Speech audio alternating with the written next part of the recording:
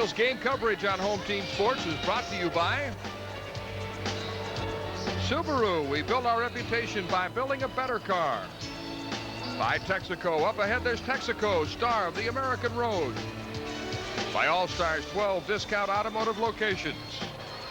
By Track Auto. If you need it, Track's got it. By your nearby Sears Home Improvement Professionals, the most trusted name around the house. And by Moosehead Beer and Moosehead Light. When you want a world-class beer, reach for the Moose. Tonight, the Orioles conclude a 7-game homestand. They've gone 3-3 so far, but have dropped 2 out of 3 to the Detroit Tigers and would like to wind up this homestand on a winning note tonight. Hello, everybody. I'm Mel Proctor along with John Lowenstein. The Orioles pitching, I guess, somewhat of a concern right now. Jay Tibbs had been their hottest pitcher, was able to go only 3 innings yesterday. He left due to tightness in his shoulder. They have not yet placed him on the disabled list, but that is a possibility, and Pete Harnisch has joined the club, although he has not been activated. But there are some question marks about this pitching staff right now, John. Yes, I think it's getting pretty close to the critical stage as far as manager Frank Robinson is concerned, because this was the strength of the ball club not more than a couple of weeks ago. So when you see one of your most effective starters like Tibbs go down, possibly getting placed on the disabled list, it's got to be reason for concern right there. They're fortunate that Harnisch is pitching well in the AAA level, so that if they need him to move into Tibbs' spot, it'll be a blessing in disguise. Neither Dave Schmidt nor Bob Malachy pitched well in their last starts in this homestand. I guess the lone bright spot in terms of starting pitching was Jeff Ballard. Well, and here's a guy who had several bad games. So if not for Ballard having a good, strong game in his last outing, I think you'd probably see the starting staff in a state of affairs where manager Frank Robinson might be pulling his hair out of his head. But, hey, right now they're meeting a team in the Tigers also. They're catching the staff at the right time because the Tigers are starting to swing the bat good. So now that kind of adds to the confusion at the same time. So big series for the Tigers, because if they can get out of here with 3 out of 4, they will have accomplished what they wanted to accomplish. And tonight they'll face a crafty right-hander, Doyle Alexander, who has always pitched well against the Orioles. 13-6 lifetime. But you know, the thing about the Orioles is that they've done very well, exceptionally well against old Oriole pitchers. They've clubbed them. History doesn't mean anything to this young ball club, and that's one of the bright spots for this ball club. But hey, Alexander is the kind of pitcher, as crafty as he is. He's an artisan on the mound with all his slop. Good junk baller out of the Mike Boddicker mold. He can give this ball club a lot of trouble. And he's almost as old as you are. Close. Let's take a look at the starting lineups for tonight's game. First for the Detroit Tigers, leading off and playing center field, the switch-hitting Gary Pettis. Tracy Jones is in left field. Lou Whitaker, who had a home run yesterday, is at second base. Keith Moreland will play third base and bat fourth. Fred Lynn is the designated hitter. Chet Lemon in right field. Dave Bergman is the first baseman. Mike Heath, who's had an outstanding series, will do the catching. And Alan Trammell was a last-minute scratch. He has had some recent back problems. And Mike Brumley will play shortstop. He'll bat ninth. And as we mentioned, pitching for the Tigers tonight, a well-traveled veteran right-hander, Doyle Alexander. Oh, you're right there, Mel, but over the past few seasons, the Tigers have had 2 of the game's premier junk ballers in Doyle Alexander and Frank Tanana. Doyle, of course, is the right-handed equivalent of Tanana, but he hasn't experienced much success in the one-loss column through the first half of this season, though his ERA states he's thrown pretty well. Through the first part of the season, the Tigers have been starved for runs, and that obviously had an adverse effect on the pitching staff. But, you know, it appears now all that is changing, and with some consistent run support, Doyle Alexander can be a real stormtrooper. And for the Orioles tonight, a lot of left-handed hitters in the lineup against the right-handed Alexander. Brady Anderson will lead off. Phil Bradley, who's swinging a hot bat, is in left field. Cal Ripken at shortstop. Mickey Tattleton, who had a home run yesterday, will do the catching. Joe Orsulak is in right field. Jim Traber at first base. Larry Sheets is a designated hitter.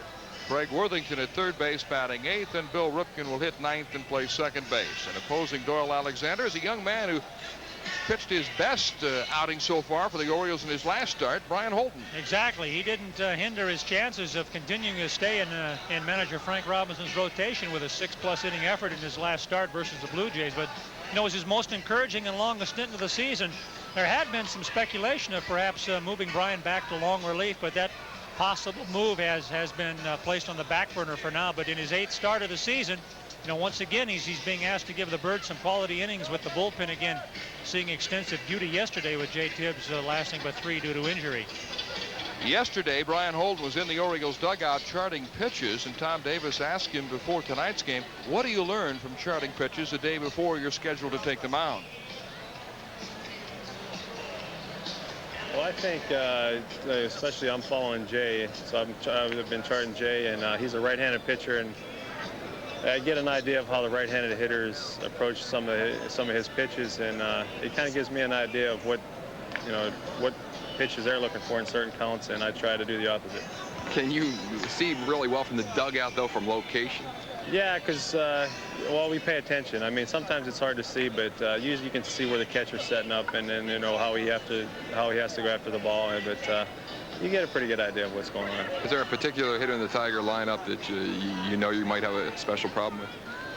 Well, yeah, there's quite a few of them, really. But I can think of Keith Moreland, and I faced him in the National League, and he gave me a tough time over there. And I think he got a couple hits off me in my last start against Detroit, so I haven't quite figured him out yet. The umpires for tonight's game, Al Clark will call the balls and strikes. Rick Reed at first base, Mark Johnson at second, and Ted Hendry, who was involved in a controversial call in the 8th inning yesterday, will work at third. He certainly didn't win any fans with his work in yesterday's game, really blowing a call in the 8th inning that conceivably could have cost the Orioles the game. You know, I don't think they figured out that controversy yet, and it quite clearly stated in the rule book that they didn't know what they were talking about. But you know, when Heath can initiate the action like that and then get the break from the umpire's call, I think that was a big point in the game right there, because the Orioles are at a point where they could have conceivably scored a couple of runs and made the game much closer if not gone ahead at that time. The Orioles going with the orange tops tonight as they close out this homestand. How about that? A little color change. Maybe it'll change their luck as well. The Orioles beginning play tonight with a 5.5-game lead over the Yankees and the Red Sox. The Red Sox are hot now. They won 4 in a row. Milwaukee is 7.5 games out. Toronto 8 back, and Cleveland 8.5 games out. The Tigers are dead last, although they've shown some improvement. They won 4 of their last 6. They're still 13 games off the pace. Defensively for the Orioles, Jim Traber is at first base. Bill Ripken is the second baseman. Cal Ripken at shortstop.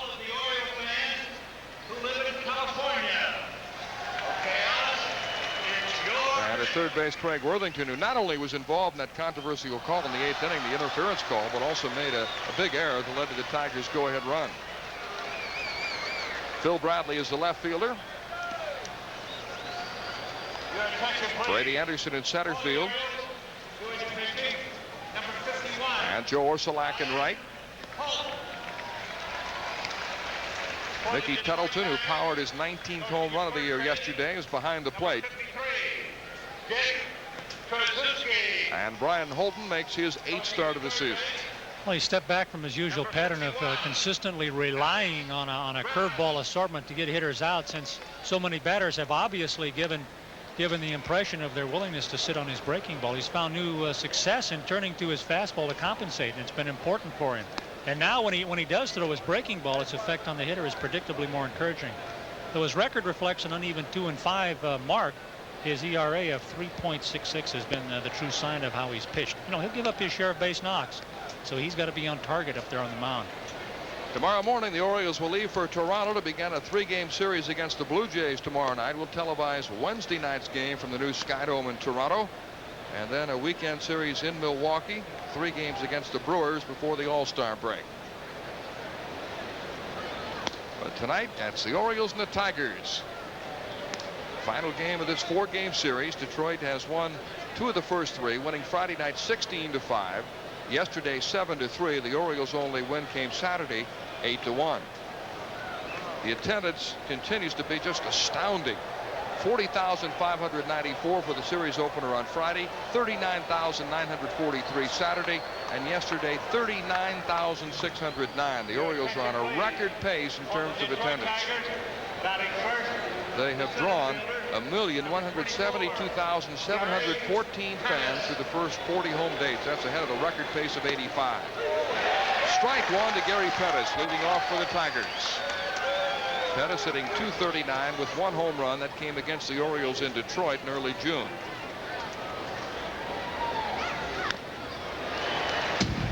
Oh, 0-2 to Pettis.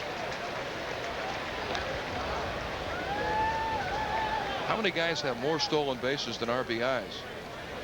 Doesn't happen very often. He has 17 stolen bases, 2 runs batted in 42 games. You could almost drive in that many runs by accident. Well, he's a slasher and a hacker up at the plate too. You'd expect more than 2 ribbies.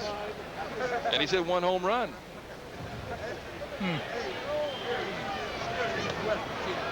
1 ball, 2 strikes. The count to Pettis. Boy, that is an oddity.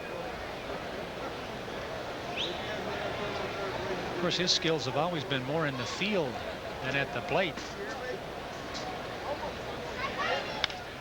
Comebacker to Holton, who handles a hot shot and throws him out. And that's a big out, keeping him off the bases, because he'll run if he gets on.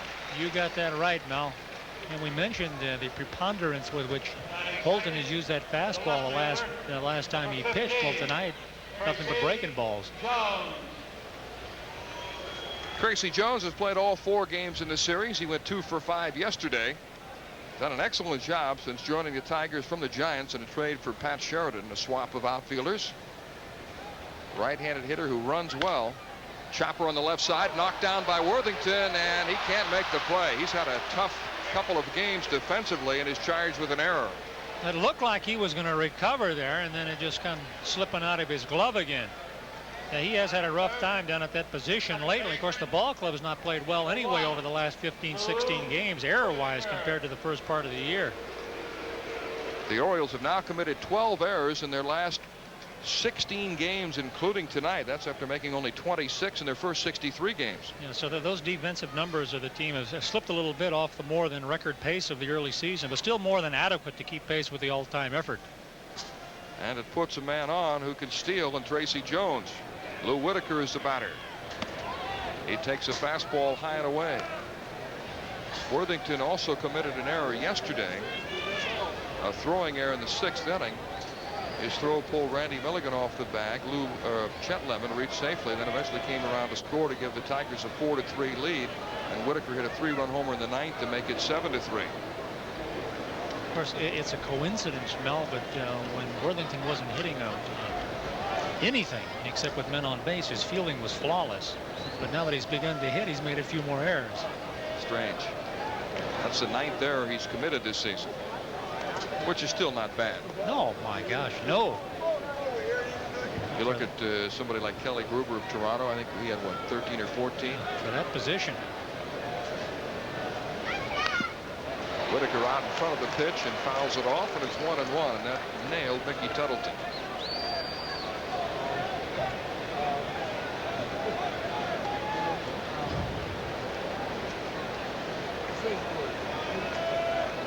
Why don't you analyze this one?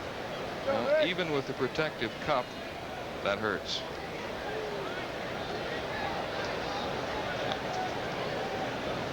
Jardy's ancestors all the way back to Oklahoma.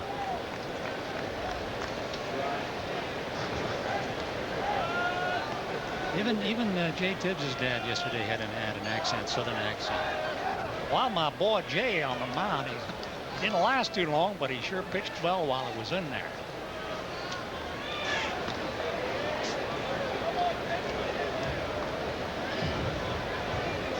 1 ball, 1 strike to Whitaker, who had a big day yesterday, 3 for 5, including his 17th home run. He's dropped down the number 3 spot in the order, looking for pitches he can turn on and hit out of the park, and off to the best start of his career. Driven in 45 runs. Outside ball 2, 2-1. Right now, I think he's probably the best hitter on the ball club. Alex Grammas coaching at third. Dick Trzaskowski at first base.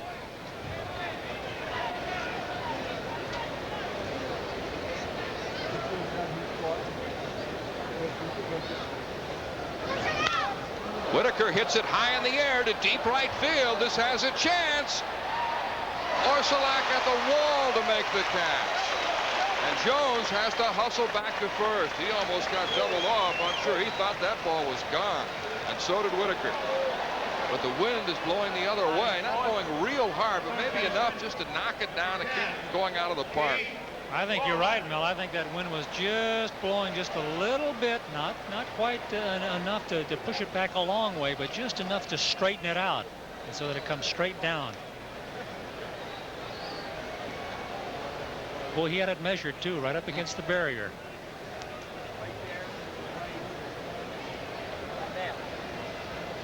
And here's Keith Moreland, who's playing third base tonight. 2 outs, Jones at first. Ball one. Sparky Anderson made a couple of last-minute changes. In his first lineup, he had Rick Shue playing third base, Alan Trammell at shortstop. And then he made some changes. Brumley starting at short. Moreland playing third. He's been playing mostly first base lately. And Brian Holton falls behind on him 2-0. I heard Holton's comments at the start of the telecast saying that Moreland hit him well in the National League and had a couple of hits against him in Detroit in June. Moreland played the first 2 games of the series and went 3 for 7. Curveball for a strike, 2-1. Well, Moreland's a contact guy who's going to get occasional distance, so Holton realizes that. And if he's hitting well in the past, more than likely he's hit that fastball of his. Freddie Lynn is on deck. But Moreland is the man he wants to get out, because you don't want to face Freddie with men on base right now, because he's getting pretty close to putting it all together at the plate.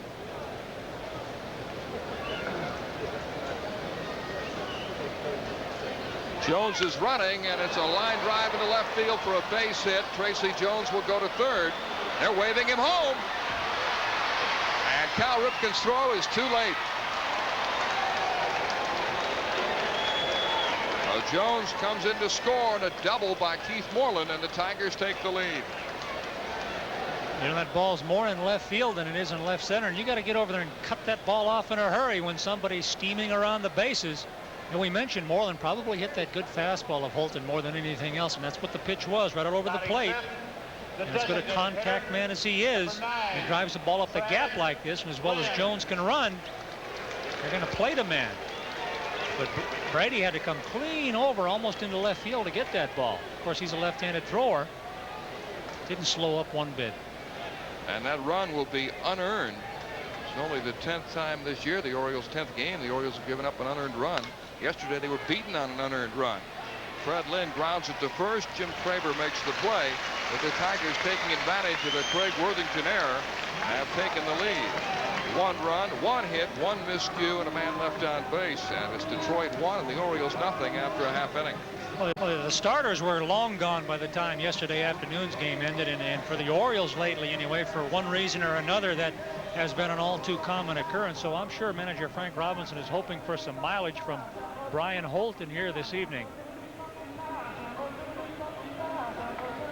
Jay Tibbs could work only 3 innings in yesterday's game before his shoulder stiffened and he had to leave the game. Ballard the day before went 7 1/3.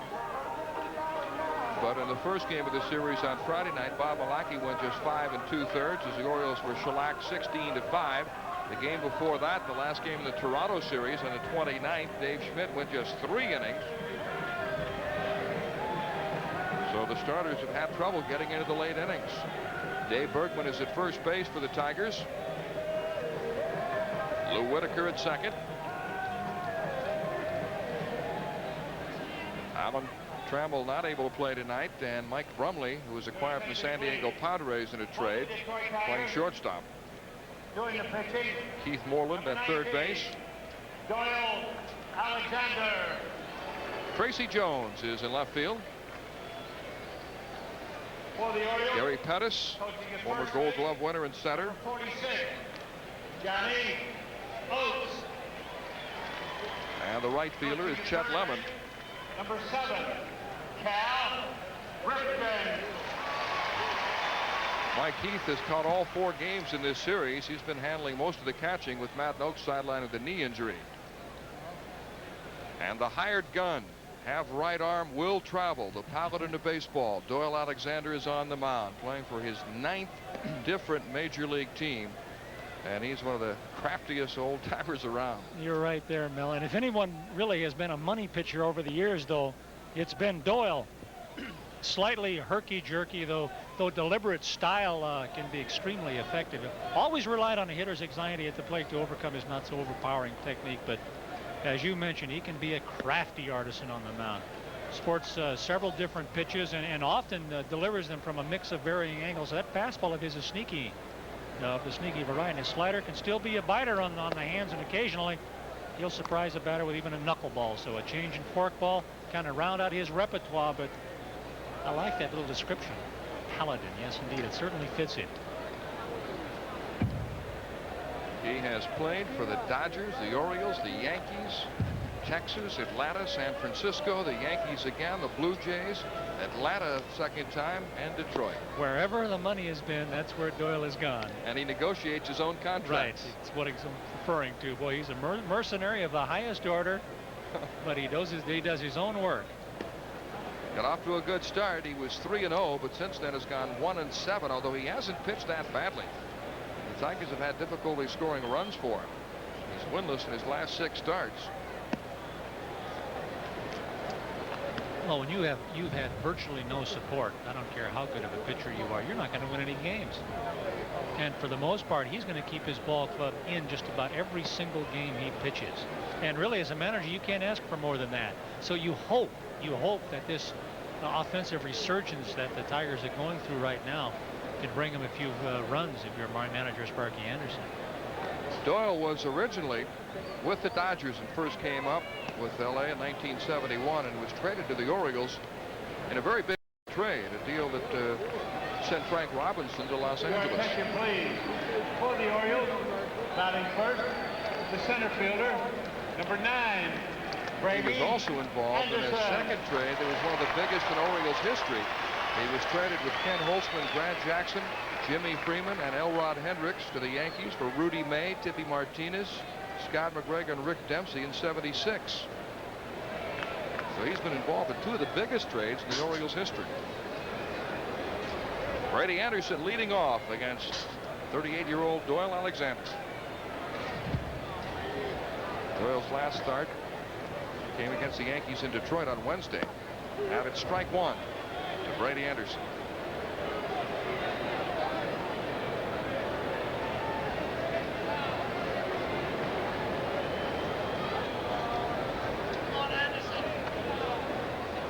Apparently some of the bugs around home plate getting in Brady's eyes. Some of the gnats coming up from Washington.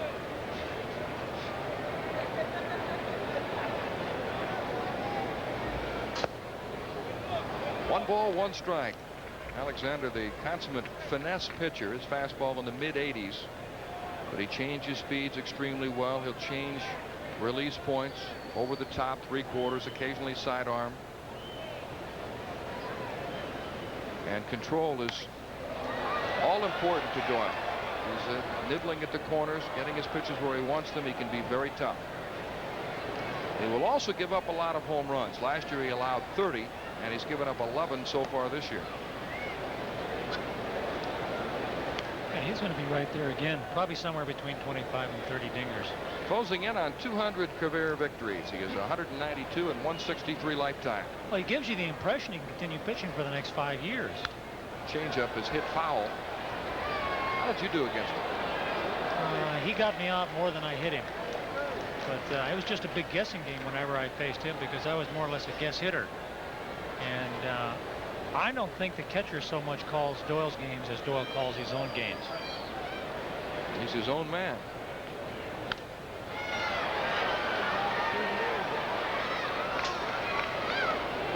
Cal Ripken Sr. coaching at third. Johnny Oates at first base.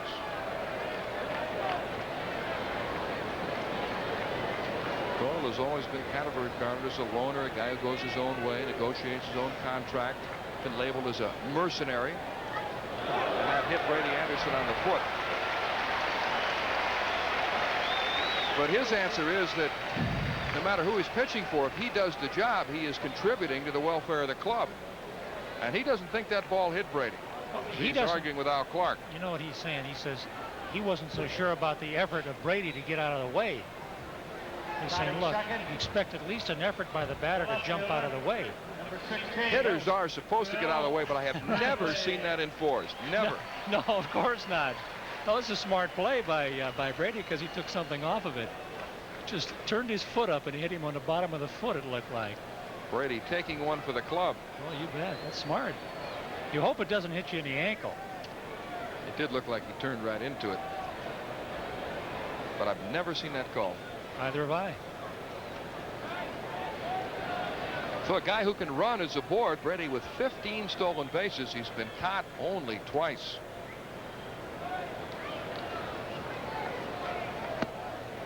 Ball one to Phil Bradley. Alexander does a good job of holding runners. He'll vary his set, give the runner a little different look, and most base stealers have trouble getting a jump on him. Heath also has a very strong arm.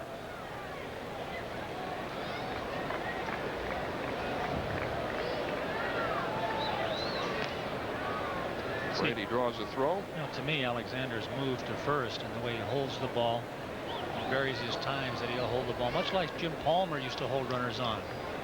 And Palmer was one of the most difficult to steal off from a right-handed pitcher standpoint.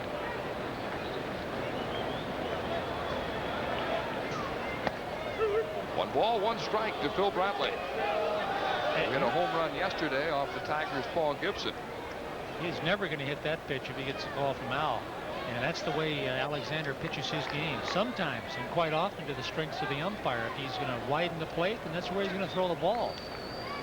Phil Bradley has hit .389 lifetime against Doyle Alexander.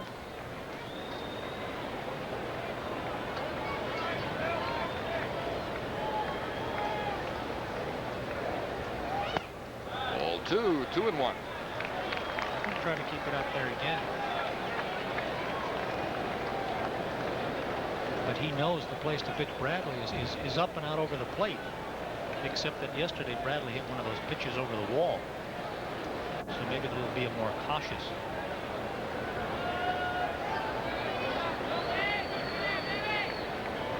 It's a good pitch to run on, too. Looked like Brady Anderson was gone. Now you got to watch Dave Bergman. A situation just like that he pulled the hidden ball trick on Alan Wiggins. Exactly like that, with Wiggins getting up, kind of dusting himself off and looking down. And Bergman faked a throw to the pitcher. Wiggy stepped off and he tagged him out. Well, you could see how almost nonchalantly Bergie throws the ball back to the pitcher.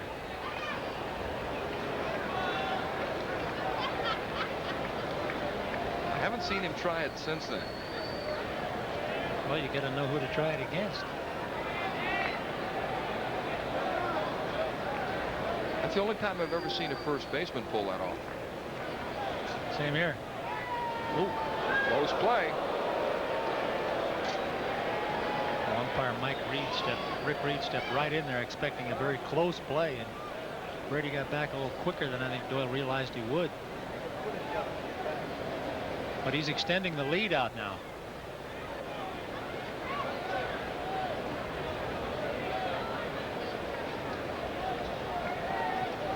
Tigers 1, Orioles nothing. Bottom of the first. Brady Anderson was hit by a pitch, and the count is 2-1 to Phil Bradley. Brady has a good lead, but is not running, and Bradley hits it to right field for a base hit. It rattles around in the corner. Brady Anderson on his way to third, and he'll be held there. Bradley is in with a double.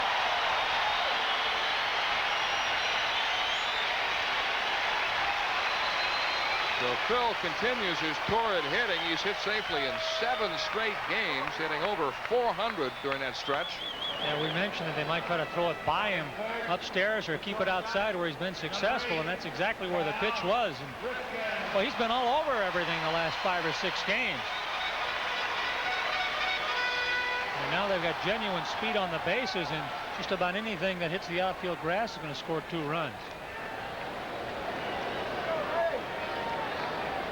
So Cal Ripken comes up with 2 men in scoring position.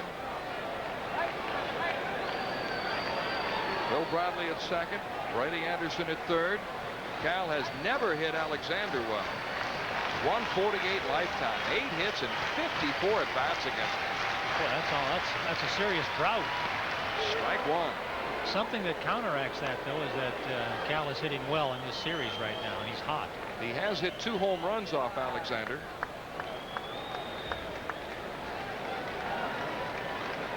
The looper is on deck.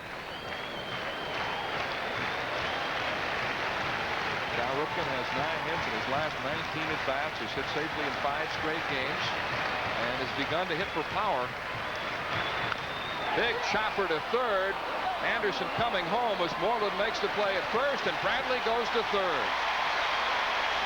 Oh, the Orioles tie it up, and some heads-up base running by Phil Bradley gets into third base. Well, you see, Mel, in my mind, as we mentioned in the first game of these 4 telecasts here, they don't have the expertise down at that position when Moreland is playing third base.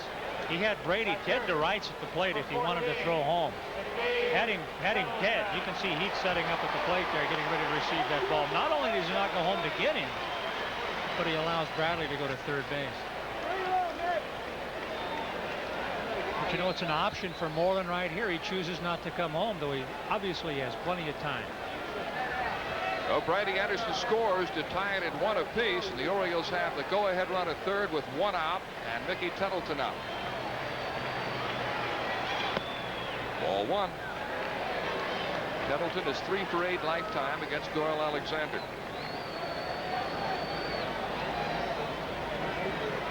So Brady Anderson taking one for the club pays off.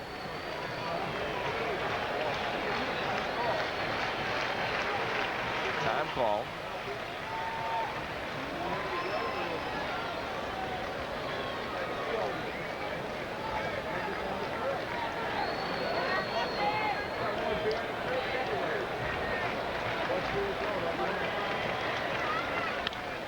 Popped up off third base. Moreland doesn't run well. Will have trouble getting over and can't get it anyway. He might have had a play if he was faster.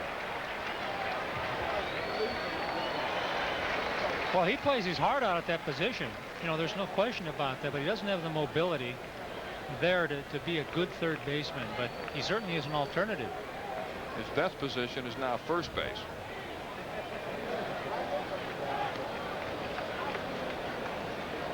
Orioles 1, Tigers 1. Bottom of the first inning.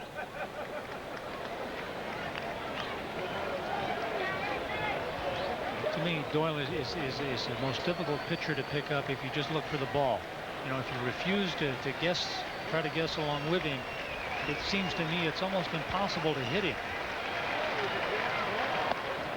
2-1 to Mickey Tattleton, who's now second in the American League in home runs with 19. Rob Deere of Milwaukee still leading the league with 21. Bo Jackson has 18. Bo's hurt right now, though. He has a pulled quadricep. Sparky Anderson's team decimated by injuries earlier in the year, but he feels that if they can get some people healthy, they can contend in the second half. Grounded on the right side to Bergman, and he bobbles it. Whitaker's for the normally sure-handed Dave Bergman boxed that one, but Whitaker was there to cover up. Bradley scores, and it's 2-1 Orioles. Well, the only drama existed on that play is whether or not he was going to end up getting Tattleton at first base, because Bergie was playing so far back that he certainly wasn't going to get Bradley coming home here. You can see how far back he's playing here to field this ball, but you're right. I don't think I've seen him bobble a ball down there at that position. He's so sure-handed. Alexander hustling over to first base to take the throw, and Tattleton does not run well, and they were able to make the play. 3-4 to 1 on the putout. I see this is a good omen, Mel, because this is an inning that the Birds should not have scored one single run. That's the way it should have developed after those last 2 hit balls anyway. They've manufactured 2 runs. 1-0 the count to Orsolak. 2 balls and no strikes to Joe. Played the opening game of the series, went 1 for 4 and drove in 2 runs. He hits Alexander well. 6 for 17 lifetime against Doyle, hitting .353.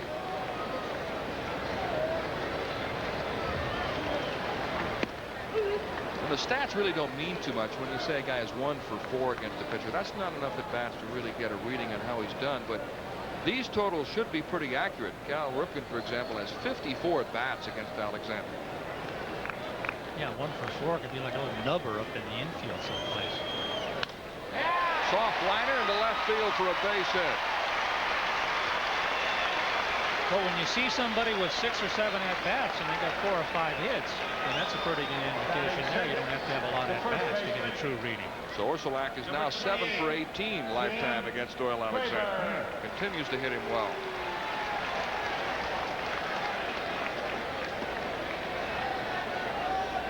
Traber looks like he's got another Marine Corps haircut under there. It's a summer. Does he go over to Fort Meade and get those haircuts? He must. Of course, he's from Columbia, which is near Fort Meade. Then he goes over there and gets one of those $2. Yeah, $2 4-bit. The no frills, no sweat cut. Puts on his fatigues and walks in. Gets a trim. Strike one to Jim.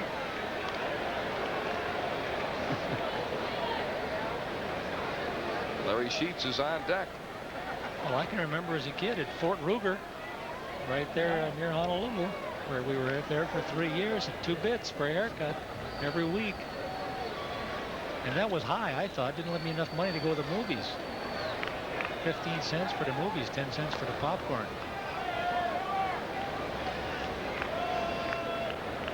Orsulak possibly could be running here. He has 4 stolen bases. Everyone on the club, all the position players, everyone but Craig Worthington has at least 1 stolen base. There's a lot more overall team speed on this club than there's been in the past.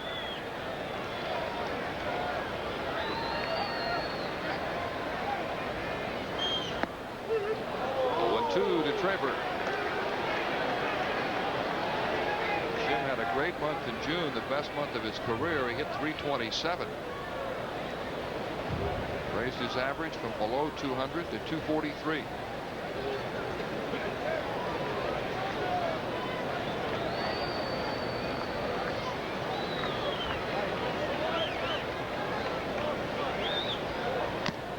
Foul tip is held by Mike Heath, and Traber strikes out. But after seeing the Tigers score a run at the top of the first, the Orioles come back with 2 in the bottom of the first and lead the Tigers 2-1. The next time you get your prescriptions filled at Giant Discount Drug, remember to complete a profile information card so you can be added to Giant's free prescription safety service. Giant Profile, prescriptions with built-in confidence. If you were with us yesterday, it's a beautiful shot, by the way. If you were with us yesterday, you fans are aware that we had a little fun with something. Put together a team composed of players whose last names began with fruits or food or different things that were edible. Chet Lemon, for example, and Darryl Strawberry, and on down the line. Please don't call anymore, by the way. We almost short-circuited the Orioles' phones yesterday, but we do have a couple additions to the team. As Chet Lemon leads off the second, Vince Bagley, the dean of local sportscasters, stopped by. He had some that he wanted to add. Spud Chandler, Beans Reardon, Frank Noodles Hahn, Goose Goslin, Oscar Spinach Malello. Those are Vince's contributions. Thank you, Vince. That pretty well covers all of them. And the book is closed on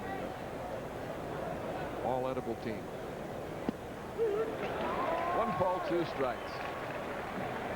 But if you can think of any more, drop us a note. No. Drop John Lowenstein a note.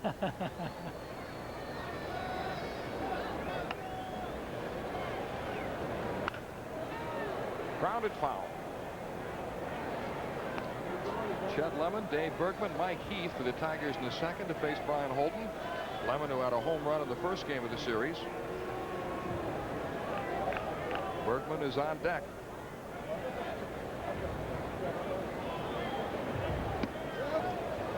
Breaking ball hangs high, and it's 2-2. Holden, a relief pitcher most of his career and very successful last year as a setup man, a middle reliever for the Dodgers. His only career win as a starter was over Nolan Ryan in Texas here on May 29th. And Lemon waves at a curveball and strikes out.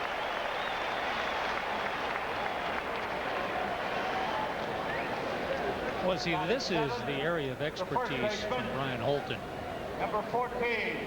Dave. And I'm sure he's thrilled to be in the starting rotation here. You ask him, he'll tell you he is. But and he was a starting pitcher. He's watched the break on this curveball for almost all of his minor league seasons in the Dodgers system. But he didn't pitch as a starter for the Dodgers.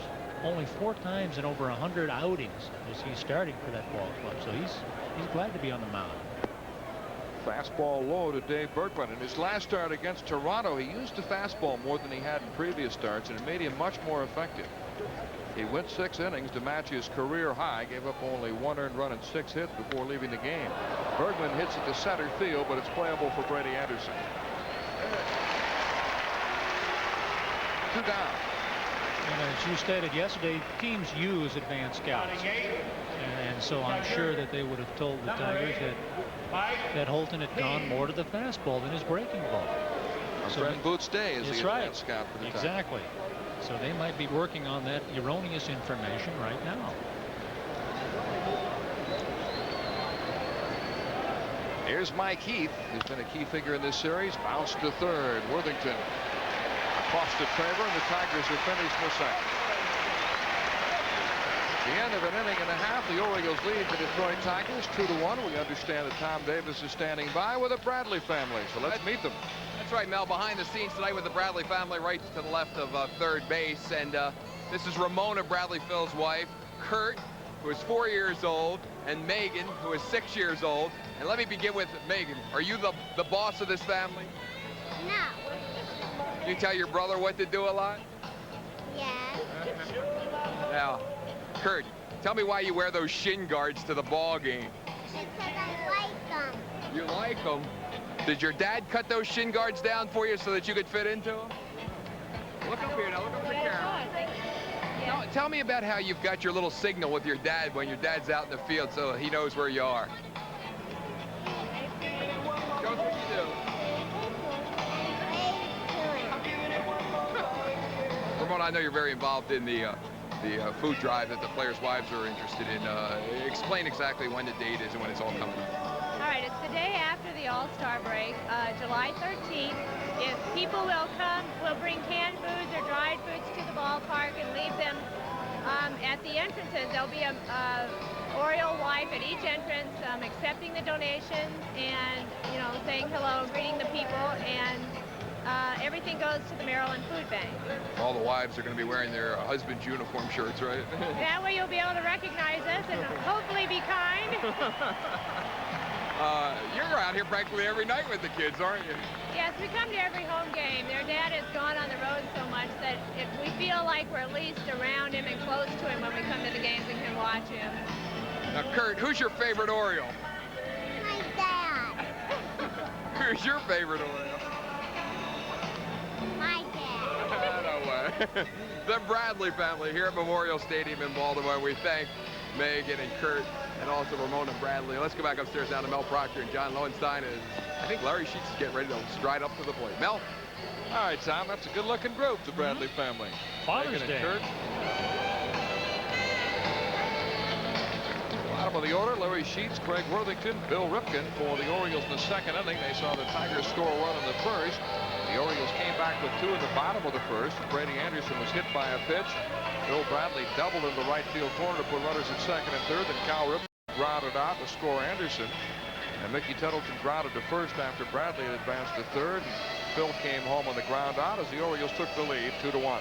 The Birds haven't been able to sustain leads in their 2 losses in the series, but you know, that's not such an uncommon occurrence when a club is struggling and the other is breaking out of a long slump that they've been in this year.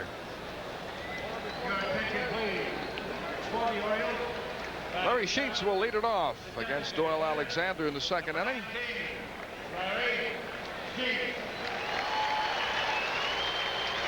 Larry had 2 hits in the first game of the series, went 0 for 3 in the second. Batting .235 with 6 home runs coming into this game. Doyle Alexander is 13-6 lifetime against the Orioles, and he's won 9 of his last 11 decisions against them. 0-1 to Sheets. Doyle is one of 6 pitchers in Major League history to have defeated every Major League club.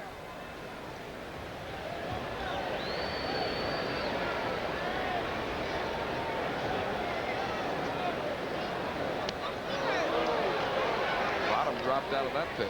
I would think that Larry might have a difficult time hitting Doyle as he moves the ball in and out like that. 6 for 24 lifetime. 1 home run. Hitting .250 against him.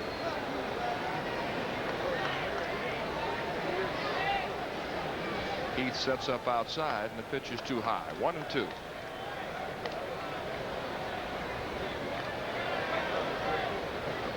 Doyle is one of just 6 active pitchers to have logged more than 3,000 innings pitched. Hit hard and deep to left. Back goes Tracy Jones, and it's off the wall. Sheets is in with a double off the left field wall.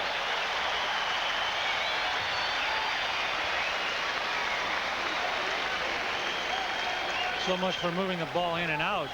But if not for the hustling effort of Gary Pettis coming all the way over for center field here, Sheets would have had a triple on this ball off the left field wall, because this comes pretty close to Tracy Jones swallowing this ball as it bounces off of that brick facade.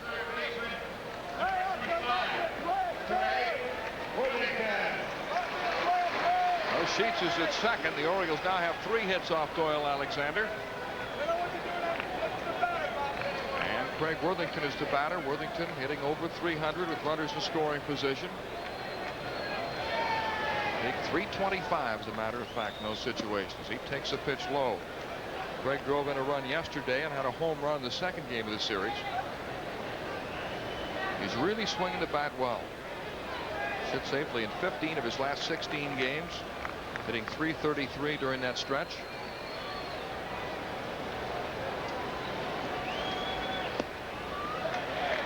John, when you come up in a situation like this, you got a runner at second.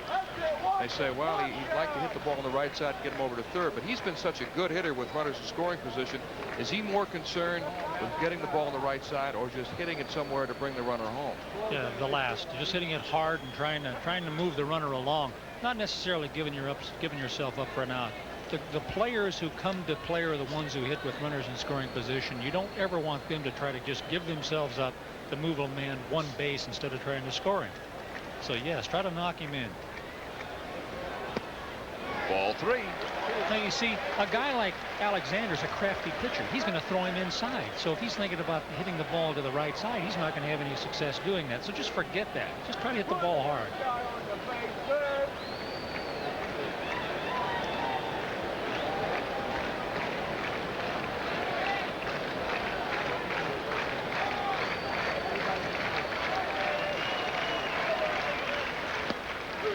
Call 3-1. Doyle looks like an aging gunfighter, doesn't he? That's what he is. He's a hired gun. Hired to win games, and he does it in a lot of places, and he especially does it late in the season in the midst of a pennant race.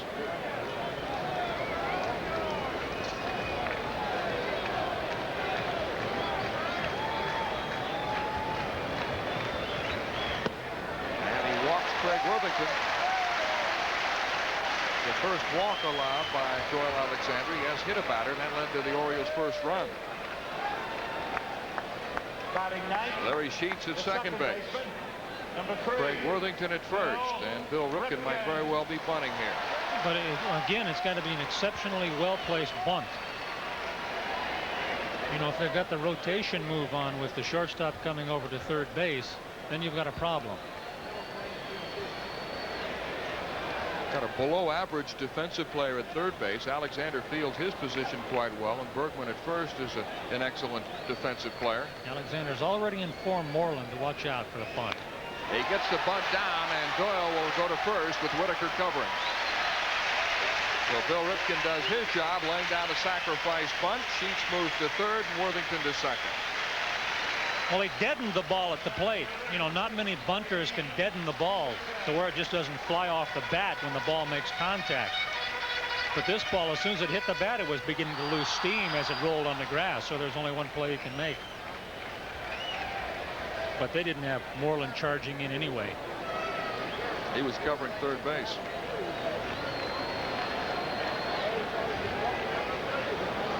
So the Orioles have Doyle Alexander in trouble for the second straight inning. They lead the Tigers 2-1 and threatening to score more. Brady Anderson was hit by a pitch in the first and came around to score the Orioles' first run. But it has always been my impression that if you got a chance to get to Doyle early, you best get to him, because he struggles as well as anyone. Ball one.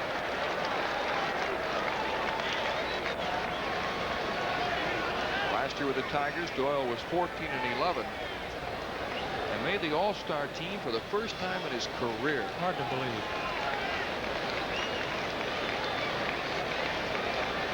Brady has not been real productive with runners in scoring position. Ben Bradford indicated, hitting 178.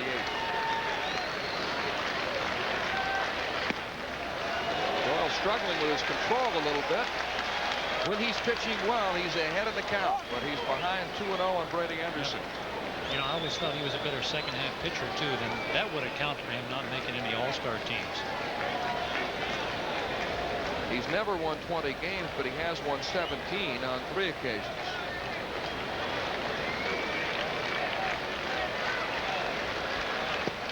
Ball 3. A good changeup right there, and he would have gotten many hitters out there leaning out there trying to hit that ball. Sparky saying, hey, now look, maybe just go ahead and put him on first base here and get this over with, which is exactly what they're going to do. So to count 3-0, they'll just go ahead and walk it. An intentional walk to Brady Anderson loads the bases, and that brings up Phil Bradley. Alexander's now walked 2. We told you before, Bradley hits him real well, almost 400 lifetime, and doubled his first time up tonight. So this is an enviable situation to be in. I can tell you exactly why that is, because Alexander's a junk baller and he doesn't have much velocity. And Bradley waits well at the plate. He hammers those kinds of pitches. 1 out, bases loaded.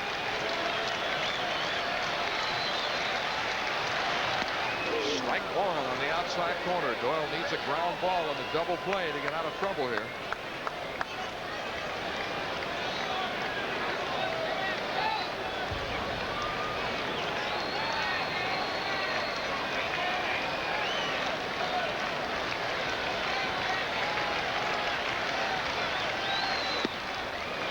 Just missed, and it's 1-1. Bradley is 2 for 7 in bases loaded situations this year. Lifetime hitting .250 with the bases loaded. He does have 1 career grand slam.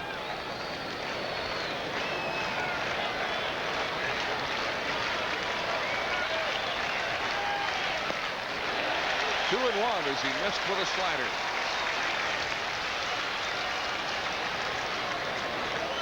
Doyle trying to nibble, trying to stay out of the center of the plate and away from a long ball, but he's just missing and falling behind.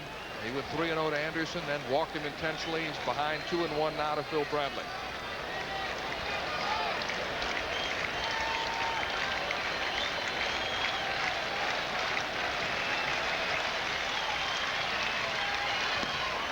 He missed again, and it's 3-1. Well, he'd been getting those pitches earlier, and I don't blame him for wanting that one from Al Clark, the umpire, but he's assuming an industrial workload here on the mound here in the first 2 innings. See Heath expressing his displeasure with that call. You never turn around and argue with an umpire, but he was leaning over his shoulder talking to Al Clark. A good hitting situation here for Phil Bradley. If he walks him, he forces in a run. If he throws him a strike, he should get something pretty good to hit. Ball 4, and that forces in a run. Larry Sheets scores to make it 3-1. The bases are still loaded, and Bradley gets credit for a run batted in.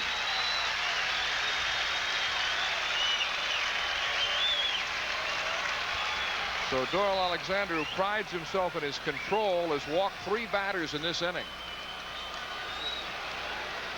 And Cal Ripken comes up with the bases loaded. Cal, who is 0 for 5 this year in bases loaded situations.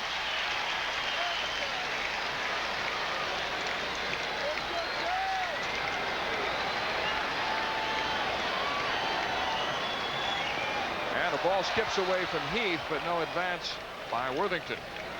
Just about time for a trip from Billy Muffet as the Tigers get someone up in the bullpen out there already here in the second inning.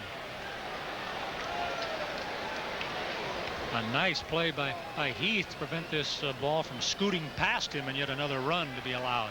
Mike Schwabe is throwing in the Tiger bullpen.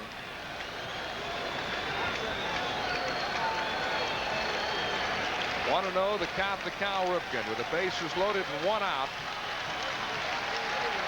He hammers it, but it's hooking foul into the upper deck.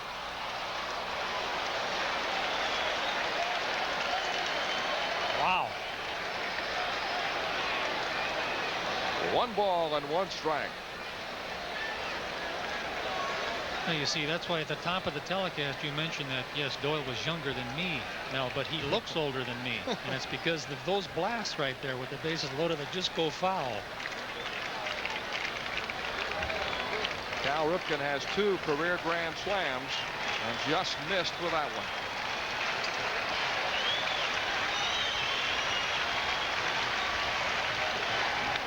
Foul back, and it's 1-2.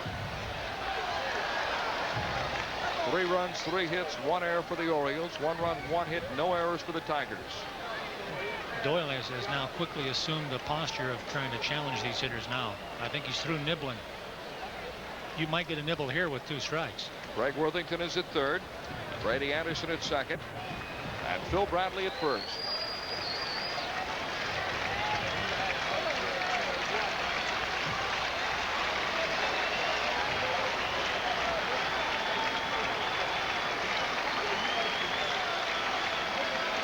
And the aging gunfighter shooting it out with the Orioles at the OK Corral.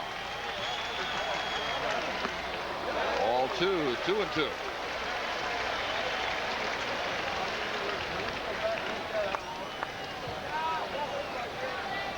Slight breeze blowing almost straight out right now. You know, he used to throw a big slow curveball, and that would give somebody like Ripken a big headache right now in this situation because he hasn't thrown it yet this evening. Fastball is hit up the middle. Brumley feeds Whitaker and on to first for a double play. Just what Doyle Alexander needed. But the Orioles pick up a run, and at the end of 2, they lead the Tigers 3-1.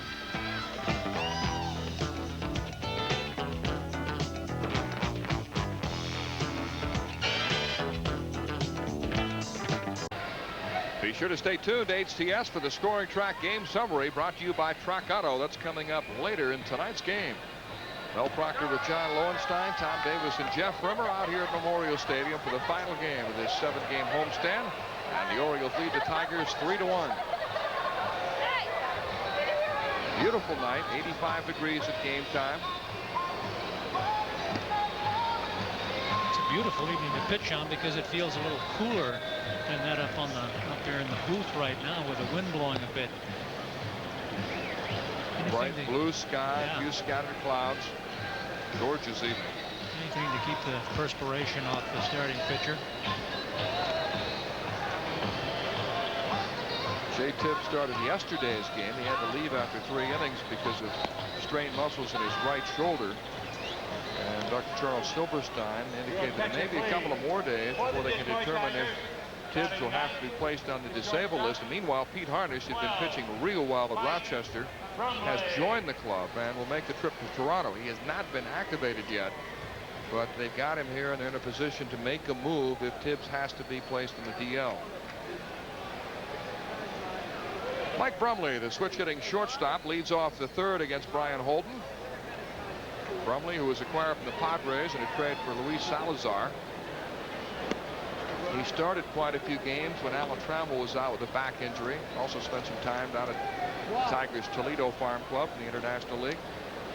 Mike has played in 34 games, batting .239. And pops it foul. 1 ball, 1 strike.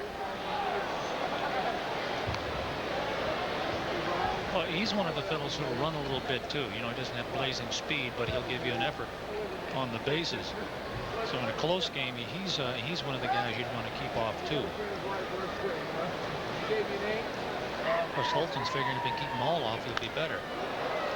Hit the right field. Orsulak there to make the ground.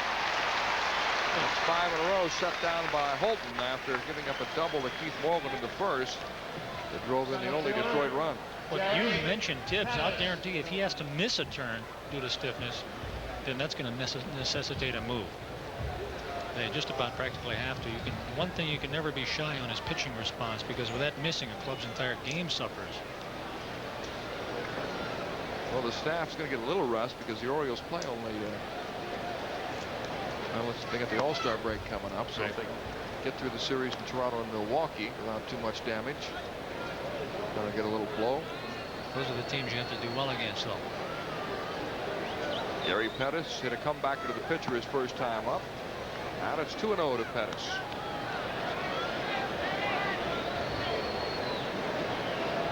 Dave Schmidt will face Dave Steve in the opener tomorrow night in Toronto. And on Wednesday, the game will televise. Bob Malachy takes on Jimmy Key. 2-1 to Pettis. Jeff Ballard will start the final game of that series. The Blue Jays still undecided as to who their starter will be. Well, they've been having such poor luck in their own ballpark. They're probably not sure what to do. Pettis bluffing a bunt. He rarely bunts. He should bunt. Boy, the kid ought to be in spring training and work on his bunting on a daily basis and try to perfect it. Maybe bring somebody like a Maury Wills in and show him how to do it. 3 balls, 2 strikes. A guy with his kind of speed could bunt even with the infield up on him.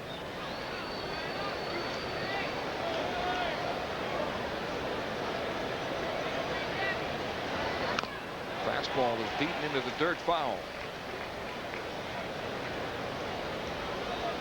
Pettis, acquired from the California Angels, hit .210 last year for the Tigers in 129 games. He was second in the American League in stolen bases with 44. But can you imagine how many more he could steal? His on-base percentage was only .285. He only walked 47 times all of last year. Yeah, he's made improvements along those lines.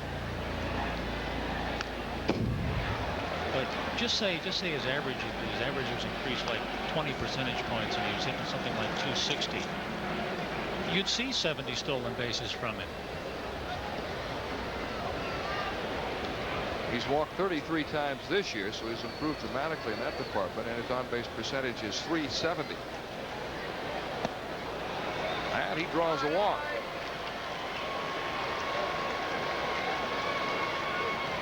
First walk allowed by Brian Holton. Yeah, when you lead off, then you have to accept a willingness to take walks. Left fielder, Tracy. And that'll bring up Tracy Jones, the number 2 hitter, who reached on an error by third baseman Craig Worthington in the first and scored on Keith Moreland's double. The Tigers broke on top 1-0, and the Orioles came back with 2 in the bottom of the first and 1 in the second for a 3-1 lead.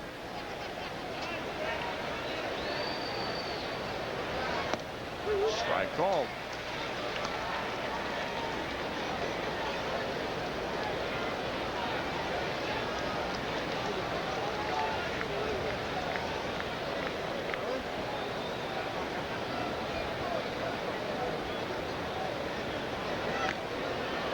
Pettis with 17 stolen bases. He's been caught 5 times. He was picked off earlier in the series by Jeff Ballard.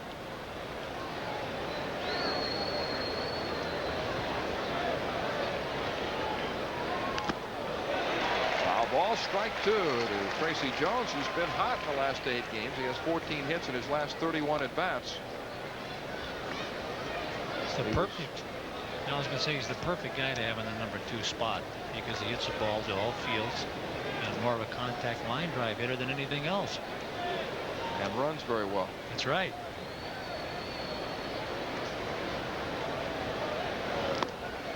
One and 2.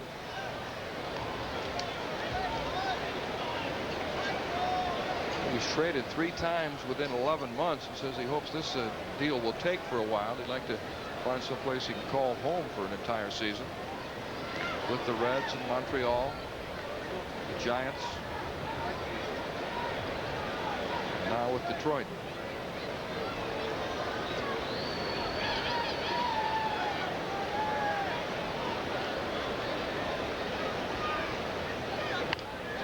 Check swing roller. Worthington will have to hurry and throws him out. Pettis advances to second. That was a confidence tester right there for Craig Worthington. He's bobbled a few balls down at that position. And that put the pressure on him right there to catch the ball clean, make the play. But, you know, that's something that he's done without thinking about all season long. Probably just what he needed to play like that. Yep. Get rid of some of the butterflies after committing errors in each of the last 2 games. And now with 2 outs, here's Lou Whitaker, who flied to deep right his first time up. Whitaker's career high in home runs is 21. He's already hit 17.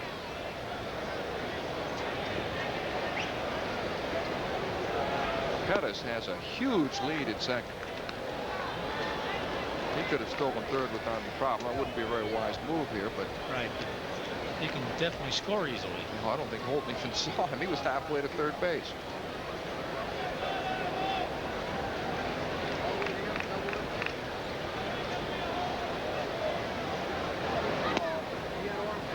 So we know. Well, that home run yesterday by as we mentioned, a salary-driven and mighty Lou Whitaker proved to be the last chisel to that final score yesterday afternoon. But as far as I'm concerned, he's been the MVP for the Tigers so far.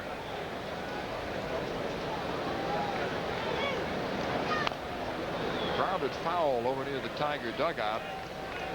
Alan Trammell signed a 3-year, $6.5 million contract through 1992, and Whitaker in the last year of his contract would like a piece of the action. He's also probably motivated by an embarrassing injury that occurred the final week of the season a year ago. He injured his knee while doing the splits on the dance floor, and Sparky Anderson said, I think frankly he was a little embarrassed by it. Like most athletes, he has a lot of pride.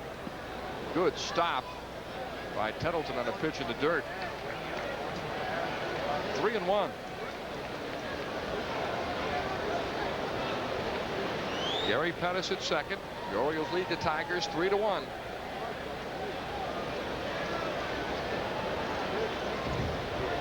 Whitaker says, I can hit home runs, but I'm still not what you'd call a home run hitter. So it just depends on the situation. Curveball is high and he walks him. So Holton is struggling a little bit now. You can see the importance of that walk to Pettis, because it allows the opposing team to not only get to their best hitter, usually the third place hitter, but also the RBI man, the number 4 man in the lineup. So you get so many more scoring chances when they can get on base. Not a bad idea probably to have walked Whitaker there. He come very close to putting one in the seats his last time up. But Moreland is capable of hitting the ball out of the park. He had 27 home runs 2 years ago for the Cubs. Takes a breaking ball for a strike. Keith has hit 5 home runs so far for the Tigers. Well, that little wrinkle is the pitch that Holton probably has to stay with until he proves Moreland can hit it.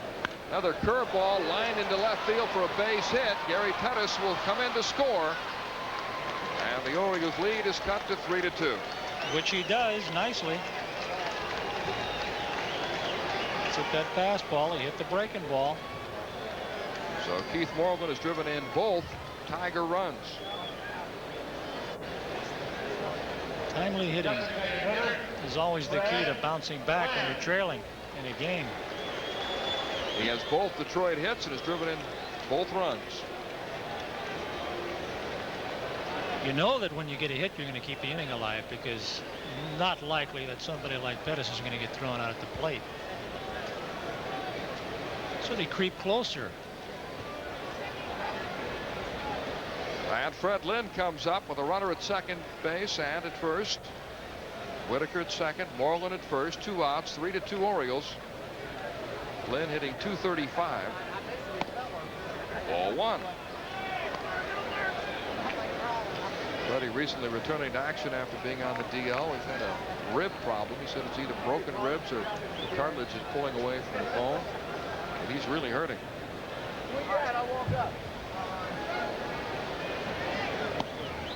And Holton having trouble throwing strikes, falls behind 2-0. Now here's a guy, boy, if he gets his pitch in this situation, he'll be swinging from the heels. And there aren't many guys who don't use either 1 or 2 batting gloves. But Freddie Lynn, I can't recall him ever using batting gloves at any time in his career.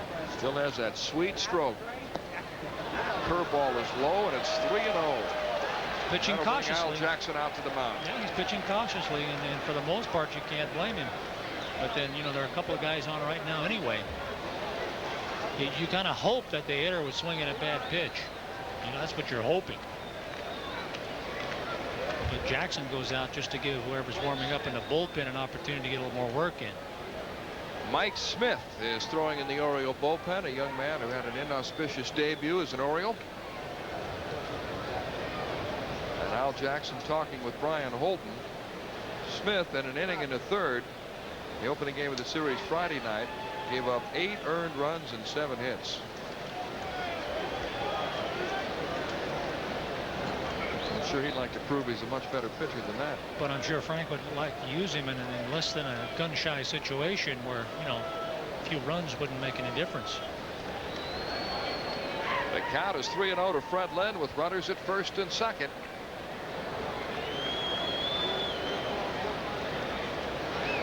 Strike 1.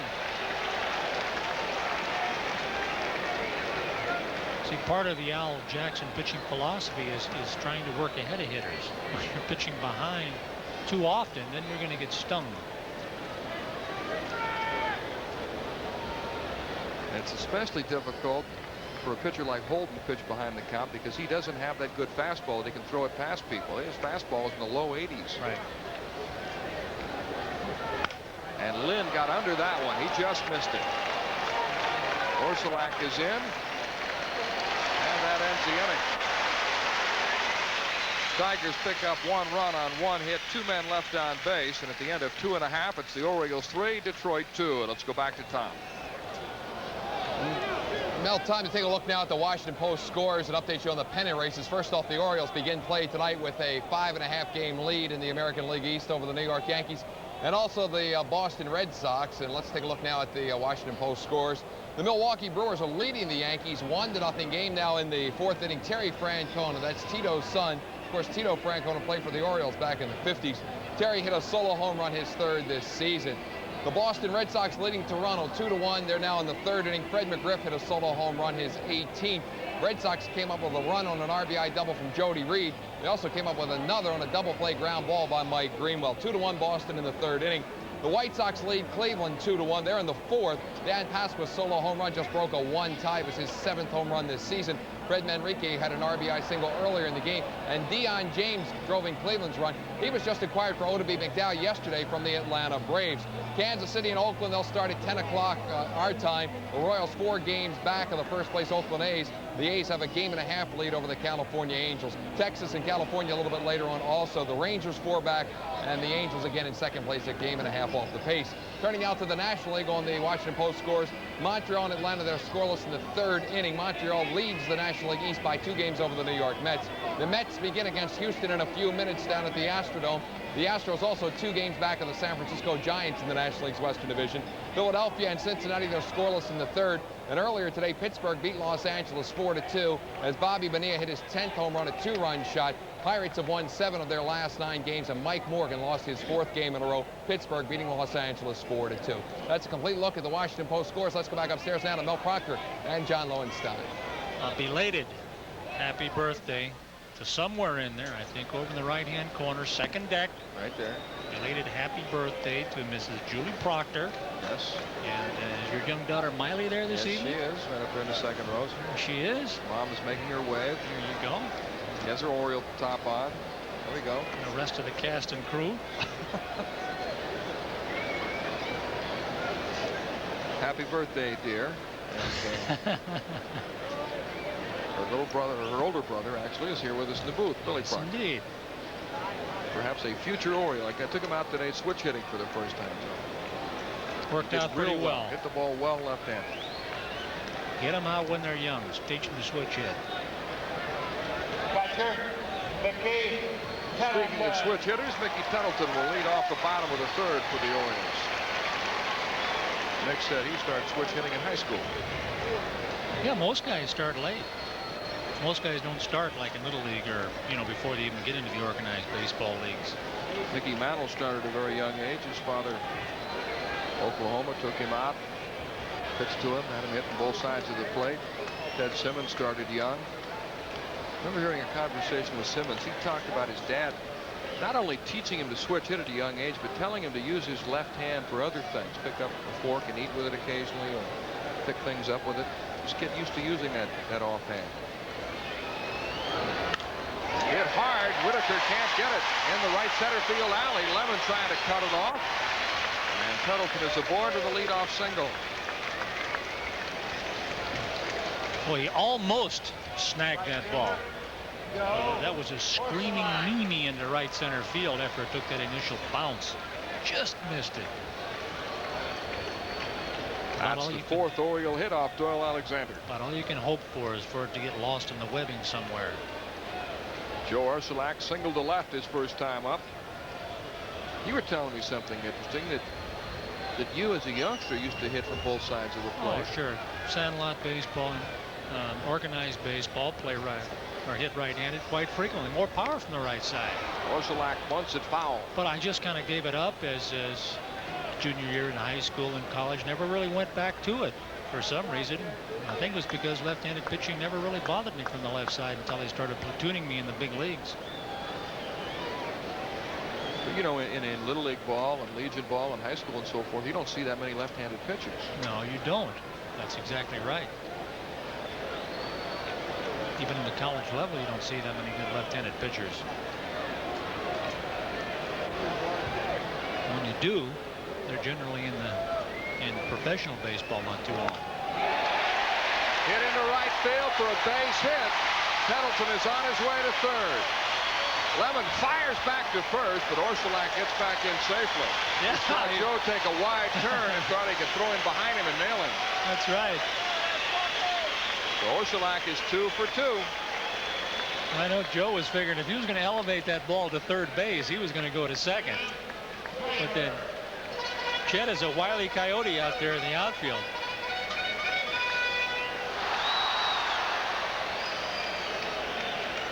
And he changed his mind quite late.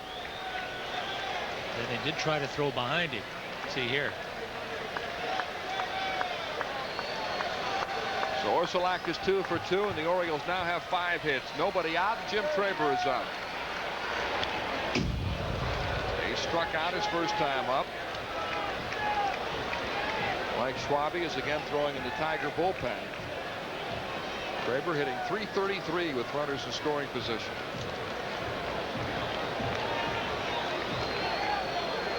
Mickey Tattleton led off with a single and moved to third on Ursulak's second hit of the game.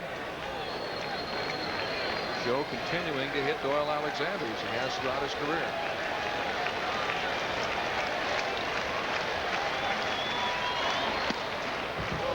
Close, 1-1. Close. He's got to get those calls if he's going to be effective. Oh, you bet. Any pitcher wants that call right there. And his ball moves a little bit too. That's why an umpire can't give up on it, much less a hitter.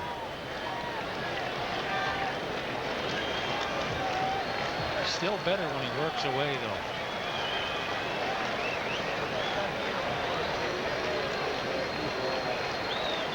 This is a 3-0 start. He's gone 1-7, but he's pitched much better than that. The Tigers have not scored many runs for him.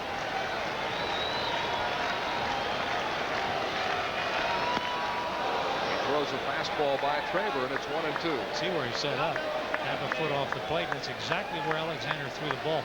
It's hard. It really is hard to recover when you use that wide of an open stance, because you try to scoop the ball on the outside part of the plate. And Traber's been swinging the bat so well, it's hard to argue with the way he's been swinging the bat. He pops it up. Moreland calling for it.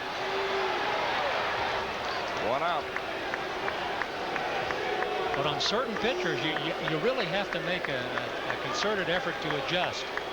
I never had much success against Doyle until I stood right on top of the plate and took the outside part of the plate away from him and then looked in. Will he pitch inside? Oh, certainly. But then he's going to come inside, so you got to get the head of the bat out a little quicker. Of course, he hit me a few times, but I expected that. That brings up Larry Sheets, who doubled and scored in the second inning. The Orioles leading the Tigers 3-2.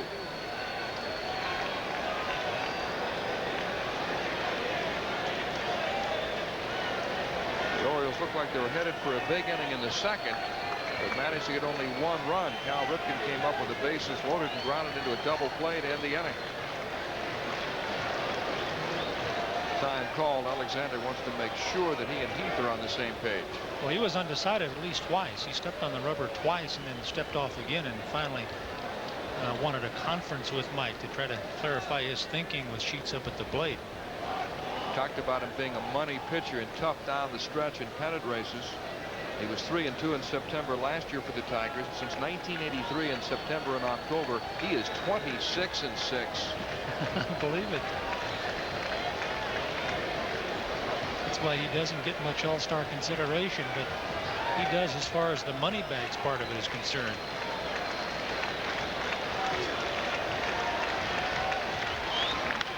Sheets sprays it foul on the upper deck. Larry's hit .375 against the Tigers this year. 6 hits and 16 at-bats against them.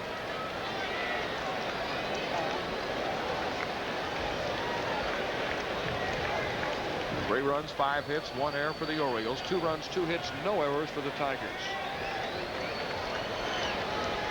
The Orioles swept the 4-game series in Detroit in early June, but the Tigers have won 2 out of 3 in this 4-game series.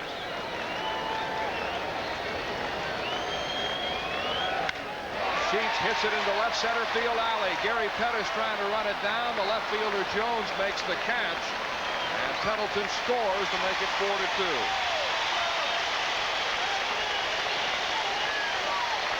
Sheets delivers a sacrifice fly to give the Orioles an additional run.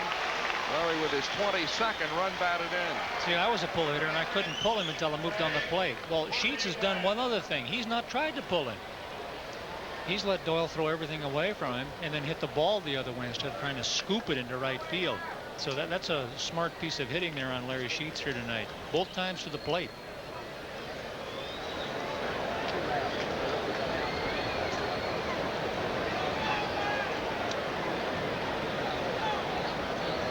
Here's Craig Worthington. It's a roller foul up the first baseline. It broke the end of his bat. He's got it hollowed out on the end anyway, and looked like it probably hit just inside that little groove and tore a piece of wood out of it. That's why he's going back for some more lumber.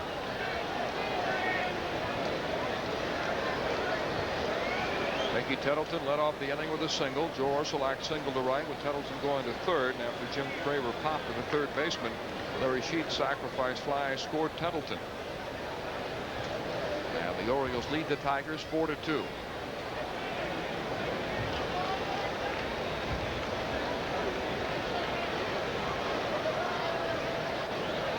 Can you imagine how much trouble Doyle Alexander must have getting his mail many times as he's changed addresses?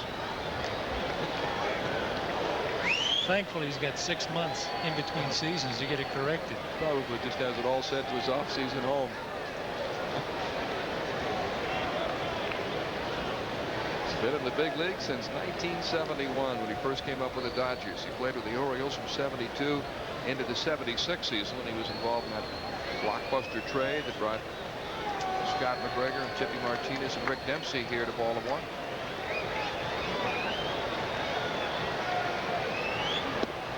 Low, 1-1. His best year with the Orioles was in 1973 when he was 12-8.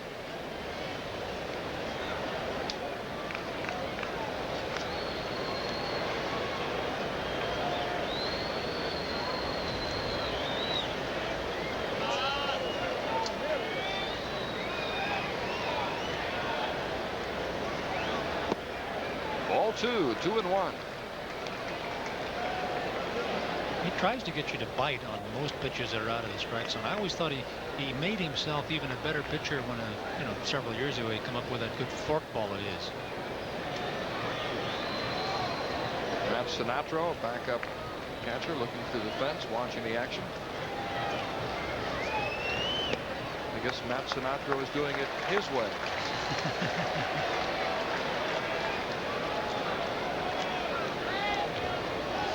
What a calculating mind. And the way Mike Heath has been playing, Matt might not have a chance.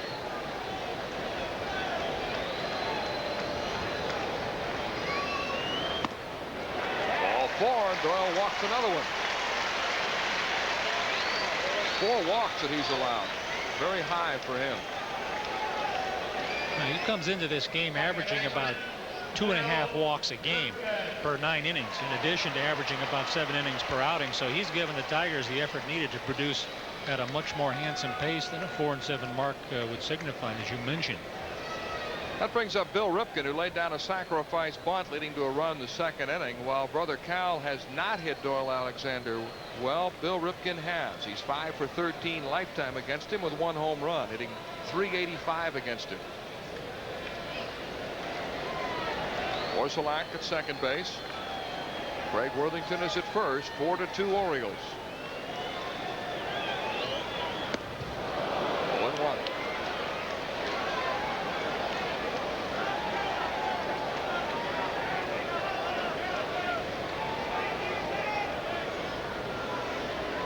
Doyle had a great year with the Tigers 2 years ago in '87 after being acquired from Atlanta. He pitched in 11 games and went 9-0.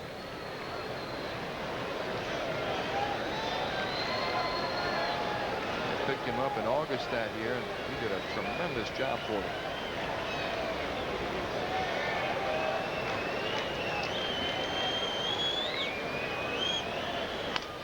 Grounded foul. 0-2 to Bill Ripken.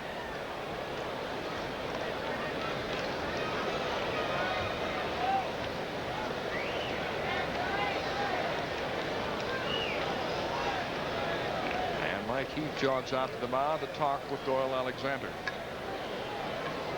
Doyle's thrown a lot of pitches tonight already, out in the 3rd inning.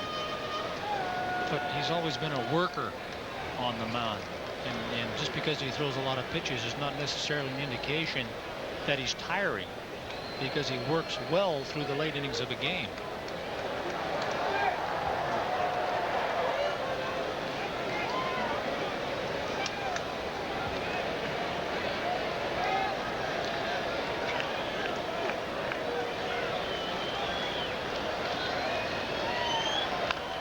Get in the hole for a base hit. Orsulak around third. He's in to score to make it 5-2.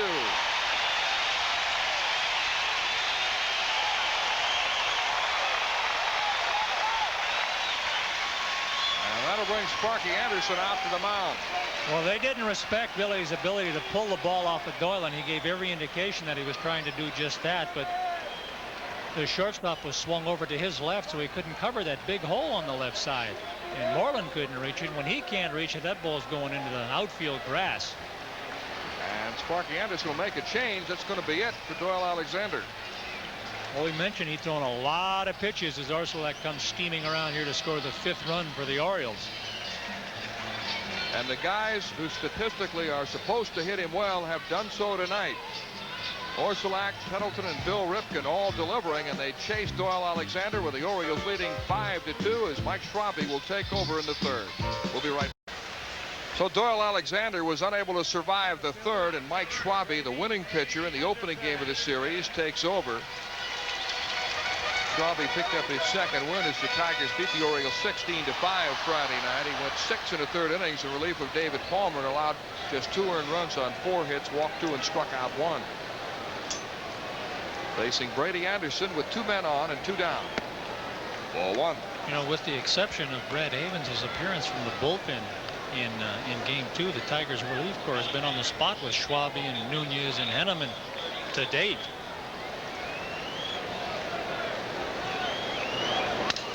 Broken bat roller to the first baseman Bergman. That's a foul ball. Apparently hit Brady Anderson on the foot.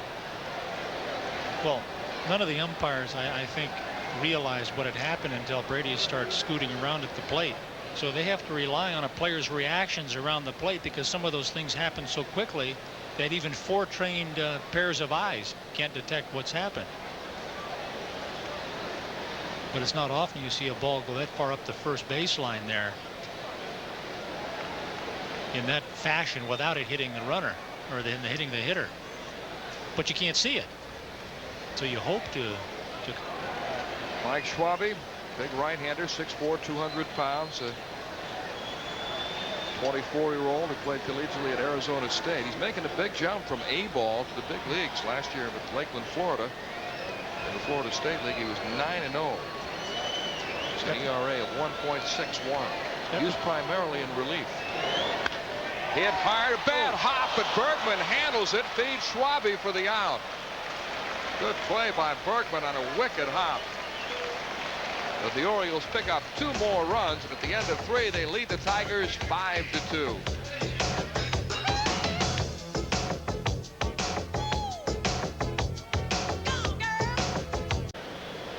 You can't lose on the road if you have a Cellular One car phone, because with Cellular One you can touch base at any time. So keep in touch from your car and get ahead of the competition. Call Cellular One now at 220-2000 in Washington or 1-800-CELL-1 in Baltimore. The Orioles leading the Detroit Tigers 5-2 through 3 innings. Chet Lemon, Dave Bergman, and Mike Heath to face Brian Holton in the 4th.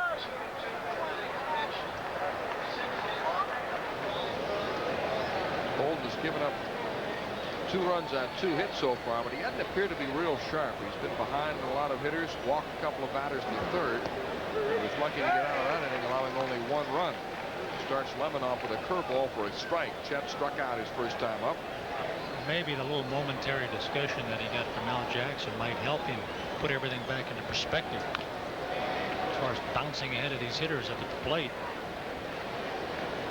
And you're right. When you don't have that kind of velocity, then it's difficult to pitch behind. Even though he has 4 or 5 different pitches that he can throw from various angles and speeds.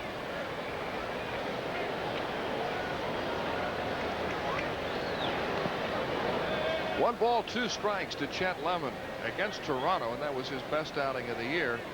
He threw a lot of fastballs, what you might call a BP fastball, just taking a little off his fastball, and then the curveball, which he used a little more sparingly than in previous starts. Curveball was hit hard, and a diving stop by Worthington. The throw is offline. The base hit for Chet Lemon. But he probably saved a double with that stop. Yeah, if there's anything on the plus side, it's because he did save 2 bases because he corralled that ball down the line. Now, he threw it on the money, it'd have been a close play. Lemon runs pretty well. But you take what you can get out of a play like this, and that's preventing a 2-bagger, and be happy with it. That's the 3rd Tiger hit. And it brings up Dave Bergman, who flied to center field his first time up.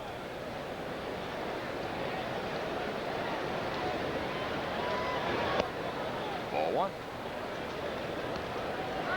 In his last start against Toronto, Brian Holton led 1-0 through 6 innings, then gave up a leadoff homer to Fred McGriff in the 7th and was taken out. The score tied 1-1.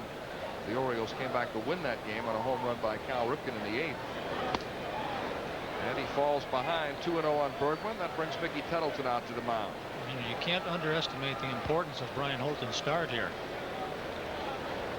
because the Orioles are in a position where they've got to get some quality innings out of Brian this evening, because for the most part the Orioles have staggered a bit over the past several games. And of course all clubs are going to fall into those kinds of ruts. But you generally can control those ruts by the frontline pitching you get from the starting staff.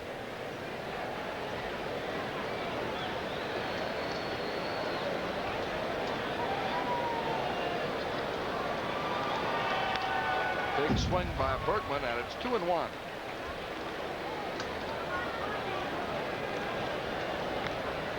Talked about Sparky Anderson referring to that at bat that he had against Toronto in a nationally televised game several years ago as the greatest at bat in the history of baseball. Well, Sparky is one to make exaggerated statements, that's for sure. He called Kirk Gibson the next Mickey Mantle when he first came up. Well, he put a little bit too much pressure on him. He said Howard Johnson had a mortal walk on third base, and then he was traded.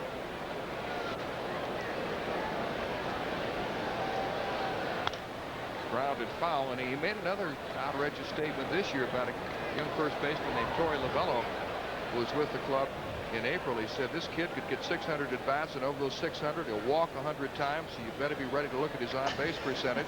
Lovello got off to an 0 for 20 start. Sparky said, "I'll die before he comes out." Well, he was sent down May the 15th, but Sparky had to take a couple of weeks off due to exhaustion. That's hit high but foul down the right field line. You see, that's why Sparky's got white hair. You're right about him. I hear he's nixed the active I will accommodate kind of lifestyle. For another, he probably says is going to prove to be much more sedate during the season. And I heard that one that may prove to be almost hermit-like in the off season. So probably benefit him if he's truthful to those convictions. Curveball is high, and Bergman walks, so Holden continues to struggle. The third walk he's allowed.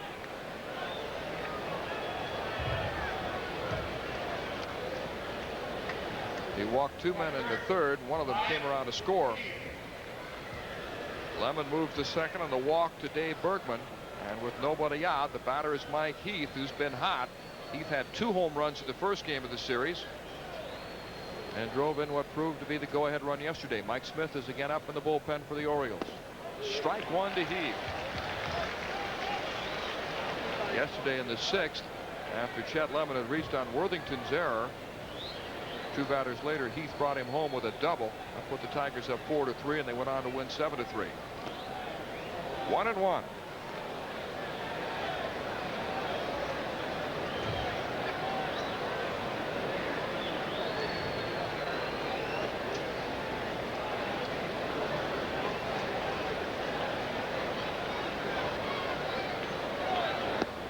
Breaking ball for a strike. 1-2 to Mike Heath.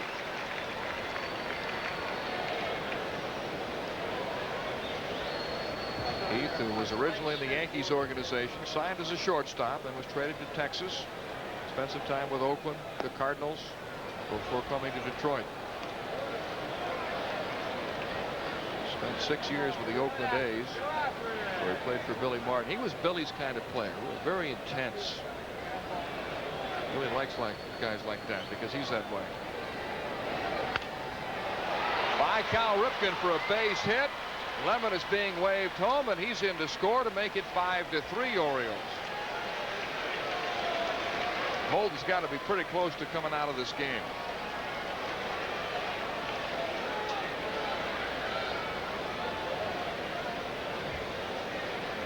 He's given up 3 runs on 4 hits, walked 3, and Frank Robinson is heading out to the mound. And the balls that have been hit have been finding safe haven out in the outfield, so usually when that happens, then your time is limited on the mound. And we will get a pitching change as Mike Smith will take over with nobody out in the 4th inning. So Holden again unable to make it even through the middle innings. A good outing in his last start against Toronto, followed up by a disappointing outing tonight, although he leaves for the Orioles ahead 5-3, and we'll be right back. Mike Smith takes over for the Orioles in the 4th inning with nobody out, as Brian Holden went 3 innings plus 3 batters. So far has been charged with 3 runs on 4 hits, walked 3, and struck out 1. And Mike Smith hoping for major improvement over his first outing. As I mentioned Friday night against the Tigers in a 16-5 loss, he went an inning in the 3rd and was racked for 8 runs on 7 hits. It was difficult to accurately predict what kind of stuff the kid would have on the mound, because he's got a fastball, slider, and change, but none of those pitches reached the catcher, so it was difficult to pronounce what kind of a job he could possibly do on the mound. But he's coming into another tight spot right here with people on base, and he's perfected the relief routine up in Rochester, and he pitched quite well for the AAA ball club. So this isn't newness to him pitching in relief, but the big league scene is, so that can sometimes be awe-inspiring and kind of set you reeling, but not the second time in, I wouldn't think. There were 2 Mike Smiths with the Orioles in spring training, and since he is from San Antonio, he was referred to as Texas Mike Smith. The other Mike Smith was from Mississippi, so he was referred to as Mississippi Mike. But they no longer have to make that distinction because Mississippi Mike has been traded to Pittsburgh, where he becomes Iron Mike.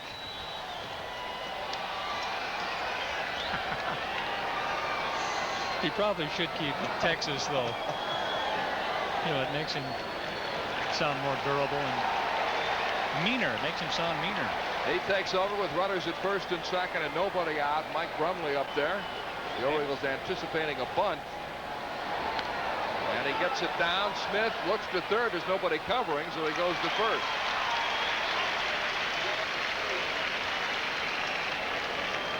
Bergman advances to third and Heath to second on the sacrifice by Brumley.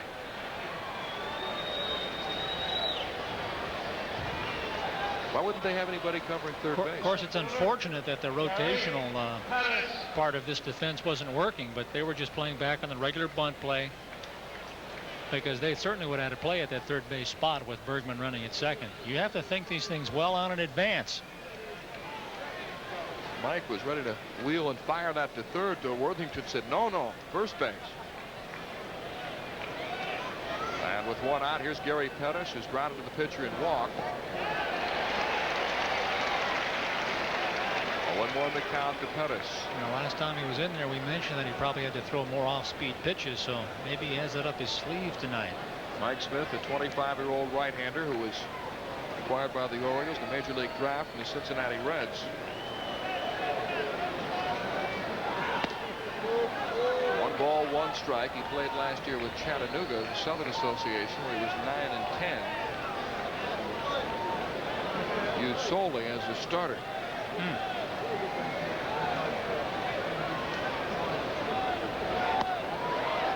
2-1.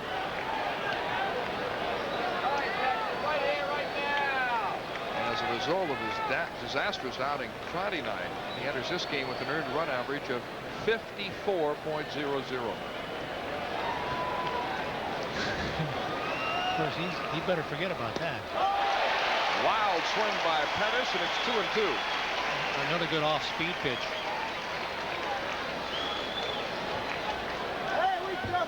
Sometimes you can wear those ERAs around your neck like huge weights. But something like that, you just got to blow off.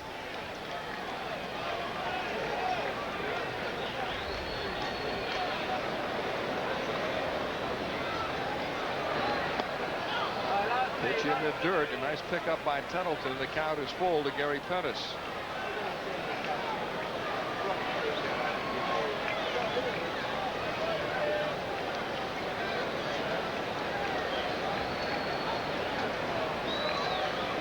Mickey's offensive display this year has somewhat overshadowed his defense, but he's done a great job behind the plate. Changeup is popped up. Worthington calling for it, drifting into foul territory. 2 down. That's a big out. It takes away the possibility of a sacrifice fly. Yeah, if you got that kind of an off-speed pitch, then you got to use it, especially the confidence with which he uses it. Another chance, another day, another time, possibly tonight. 1, 2, 3. Tell he was upset. Gingerly setting the bat rack, taking off the helmet. And really what you want to do is just smash it against the wall. They come later. Good heater to Tracy Jones. Jones is 0 for 2. He reached on an error and scored the first, grounded to third in the third. The point is, Mel, you have to establish one pitch. When you establish one good pitch, it makes all the others in your arsenal that much better. His hitters are at a disadvantage. A lot of them are seeing him for the first time. Well, most of them saw him that first night at least once.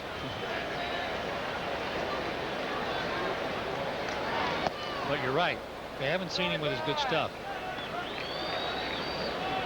1 ball, 1 strike. That's an entirely different case. Jones may be somewhat familiar with him, having played for the Reds. Mike was in the Reds organization. 2-1.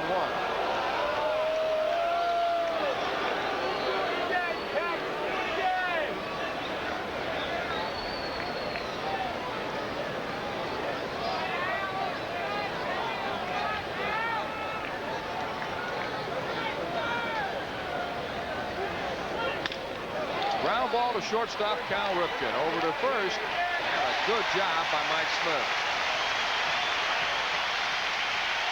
The Tigers pick up 1 run on 2 hits. 2 men left in scoring position, and Mike Smith gets a big ovation. Another night, a different story for the young right-hander. It's 5-3 Orioles. Let's go back to Tom. Well, you're never going to believe this, but down here with Glenn Brenner from Channel 9 making a rare appearance at this stadium. You have to be on vacation. I just want to, before I get started, Tom, and answer any questions, I'd like to appeal to any executives of home team sports who may be watching. Please, buy Tom a ticket. This man spends the entire night walking the stadium getting thrown out of other people's seats. Please, spring for a ticket. You're a big outfit now. Tell us a little about... I've been thrown out of 4 seats since I agreed to do this interview. What? Tell us a little bit about your pitching days in the Phillies organization. There's not much to tell, believe me. I'm the only pitcher, and this is the truth, in the history of the New York Met organization to ever hit the on-deck batter. Did it in a squad game in spring training. But I'm with I got my family here tonight. My son is with me. My son shows up, New York Met batting helmet, Chicago Cubs shirt, Oriole wristband. He's rooting for the Tigers. Think the kid's confused? Thoroughly Multiple coordinated. personality, absolutely. It's a good ball game. I love the ball game. I really do. Redskins season's not too far away. Had to remind me. Huh? No, I'm excited about that because in Washington, that's the big story. And anytime you cover the Redskins, people will listen to what you're saying, and you want that when you do what we do. So I'm sorry, I wasn't paying attention to that. No, I mean, they start July. The rookie's there the 22nd, I think, of July. Then we'll just go to the Super Bowl, hopefully. You want to do part of our Moosehead highlight package right now? Roll the tape, folks. What game is it? Milwaukee, New York. Oh, I love Milwaukee and New York. Terry Francona is going to hit a home run. I knew he would. I knew he would. He got a good pitch to hit. You probably remember his father, Tito. Tito Francona, absolutely. Absolutely. I definitely do. How's Mel Proctor doing? He's doing very well. You broken any tennis rackets lately, Mel? Mel was just in Chicago over the weekend doing some boxing. Is that right? Yeah. That's a good sport for Mel. Mr. National. Absolutely. Yeah, we used to hit the tennis ball occasionally. He can't hear you, Mel. He's not wired for sound like me. We can pass along. I think Glenn is, I'm sure. We're going to go back upstairs now. Thanks to Glenn Brenner and thanks to the Moosehead highlight package with Terry Francona hitting the home run. We'll update the scores in 6 more outs, and glad to have Glenn Brenner here. We're going to throw out a couple of more seats while we're down here. Hey, we're in somebody's seat. Yeah. Good to see Glenn out here. He does an outstanding job. Very funny man who does the sports Channel 9 in Washington. Yes, we used to play tennis occasionally. And Sounds like it. it's, you know, I thought you're supposed to throw your racket once in a while, let off steam. Yeah, you have to. You even break it. Did you throw it at anybody? No. Oh. Phil Bradley leads off the bottom of the 4th. Tries to bunt his way on, and the appeal to first. Rick Reed says he didn't offer it the pitch, so it's ball 1.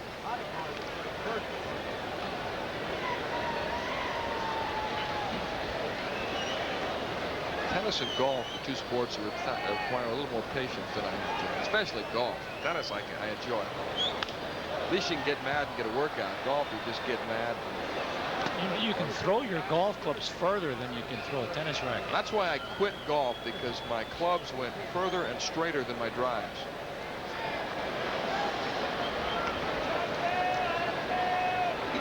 One ball, 1 strike to Phil Bradley.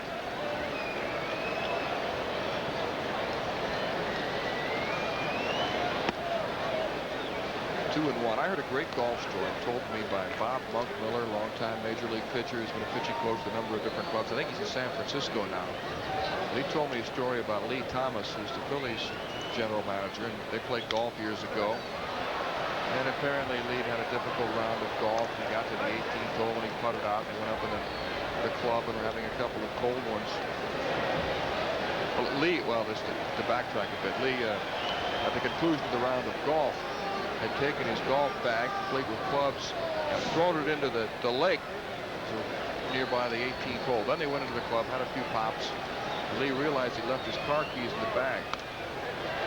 So they went back outside. They were sitting near a big picture window where everyone could see what was going on. Lee walked back out, sat out on the grass, took his shoes and socks off, rolled up his pants, waded into the lake, fished around, found the golf bag, held it up, reached in, got his car keys, put the keys in his pocket, threw the bag back in the lake, came back inside and had another cold one. Base hit for Phil Bradley, who's 2 for 2. That's because the game is so individualized. You know, so many frustrations, just like hitting up at the plate. It's you and the pitcher. And they've got something to prove against Mike Schwabe as well as he's done against him this year. Yes, but even in baseball, if you don't get a hit, at least you can go out in the field, make a great catch or a good throw to nail somebody. But in golf, what else do you do? You hit the ball lousy, you just go up and hit it lousy again. Now, you see, with that attitude, you'll never be a golfer. As Mark Twain once said, golf is a good way to spoil a walk. Did he say that, or did you say it? Oh, he said.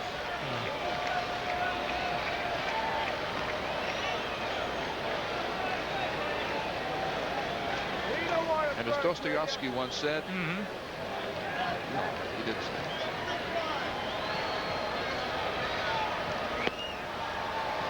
Ball one to Cal Ripken, who grounded out the first and drove in a run and came up with the bases loaded the second and hit into a double play. This is his first at bat tonight against Mike Schwabe. 5 runs, 7 hits, and 1 error for the Orioles. 3 runs, 4 hits, no errors for the Tigers.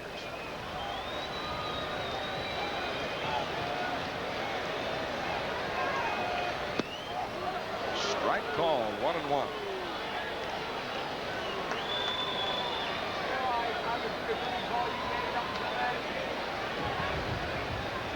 Cal is hitting .419 against the Tigers this year. 13 for 31 against them. Pitch out, but Bradley is not running. Phil has 5 stolen bases in 6 attempts. He had a stolen base in the second game of the series.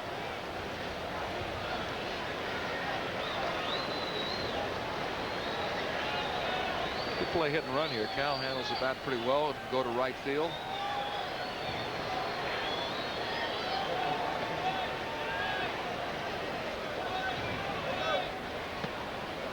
Ball 3-1. But this game has assumed the same pace as yesterday afternoon's game, when everybody seems to be playing very cautiously through the first 3 or 4 innings of the game, even though there have been 8 runs scored.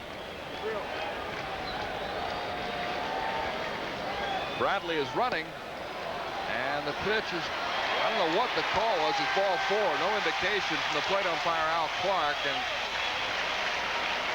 ball 4. Heath had to go ahead and make the throw. He didn't know what had been called. Well, you hope that the umpire yells at least ball. You know, ball 4. True, that's what they're discussing right now. He's saying, look, I had no idea what you called. Even if he doesn't signal anything, then you assume it's a ball because he didn't signal strike, but you would at least want the courtesy of the umpire saying, you know, ball 4 or no ball, you know, so that then you don't have to throw it down to second base, because if he fired this ball in the center field, Bradley was on his way to third base. We got to watch for interference tonight anyway, somewhere along the road.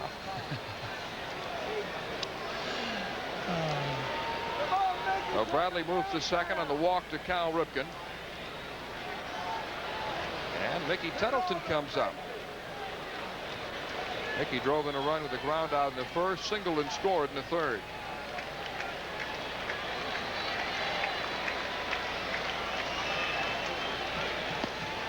Ball 1.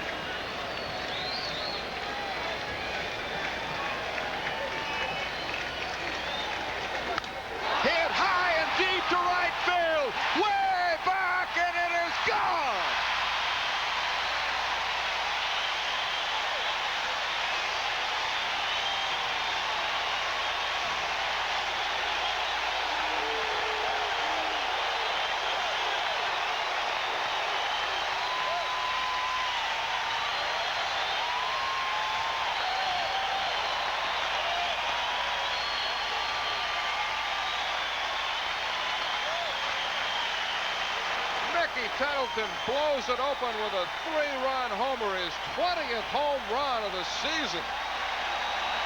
Well, he smacked it too, and he knows it's gone, Mel. So does Mike Schwabe. Right out there where the Tiger bullpen is, where they can all take a good look at the ball. And Mickey stepping out for a curtain call. But really, Mel, he's got to slow down around the bases. He's got to enjoy it a little more. Well, he's enjoying it. What an incredible first half he's had. That's a 15th home run he's hit left-handed. He's hit 5 right-handed. He's trying to settle Schwabe down. I'm sure he's a little rattled after giving up that 3-run dinger. Oh, he hasn't given up hardly anything to the Birds all season long. But really, as soon as Ripken, the hitter ahead of him, touched the plate, you know, Mickey was right behind him. You got to really kick it into low gear now. He's used to hitting them. Puts him within 1 of Rob Deere of Milwaukee, who began the day with 21 home runs. Orsulak hammers it foul down the right field line. But they scored in every inning. Really come out to play tonight. Tattleton is just an amazing story. Everything about it. Released by the Oakland A's, signed by the Orioles, really is nothing more than catching insurance at AAA. Battled his way back, hit 11 home runs last year. Spent a lot of time working with Tom McCraw, the hitting instructor. Went on a weight program, and of course the Fruit Loops. Sure. Just missed Joe. I'd be surprised if he's continued to stick with Fruit Loops. I bet it comes down to he's eating eggs, you know, sizzling, greasy potatoes. Well, he says he's not superstitious. He doesn't have to eat Fruit Loops every morning. Oh, okay. Ball 3-2 to Joe Orsulak. He's made people forget all about Toucan Sam. There's the Fruit Loops mascot on the box. I gotta tell you, General Mills, they're missing a big story here. Kellogg's been missing a big story here. I agree. Bouncer to Lou Whitaker, and he makes the play for the first out of the inning. Kellogg's, you eat them then, right? My kids eat them. First baseman, Jim Craver. We sampled them one night here, showing the various ways you can enjoy them. I'll tell you, they taste terrible with stew. Oh.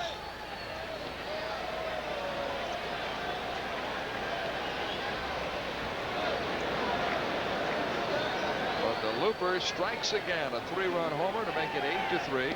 Jim Craver takes a strike. He struck out Pop the third, and 2 at-bats against Doyle Alex.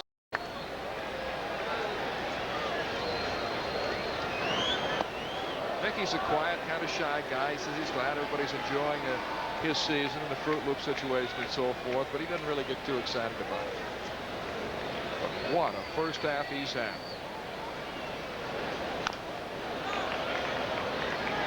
Not only does he hit the ball in the park, he crushes it. I can't think of a cheap home run he's had. And what do his home runs mean to the club? Well, when he homers, the Orioles are 15-3. Freckles going to come in too. He's going to come back. Craver drives it to left center, but Gary Pettis is there, and he's got it for the second out. Red hair, freckles, and weight training. Designated hitter, Larry Sheets.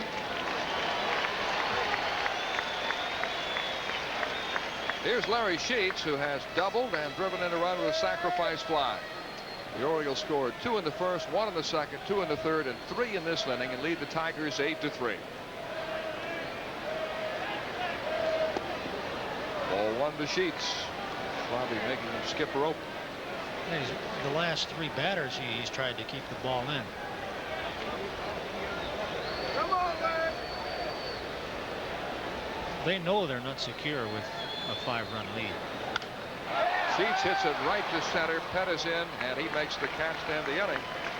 But a 3-run homer by Mickey Tattleton has given the Orioles an 8-3 lead. This is the Home Team Sports Cable Network.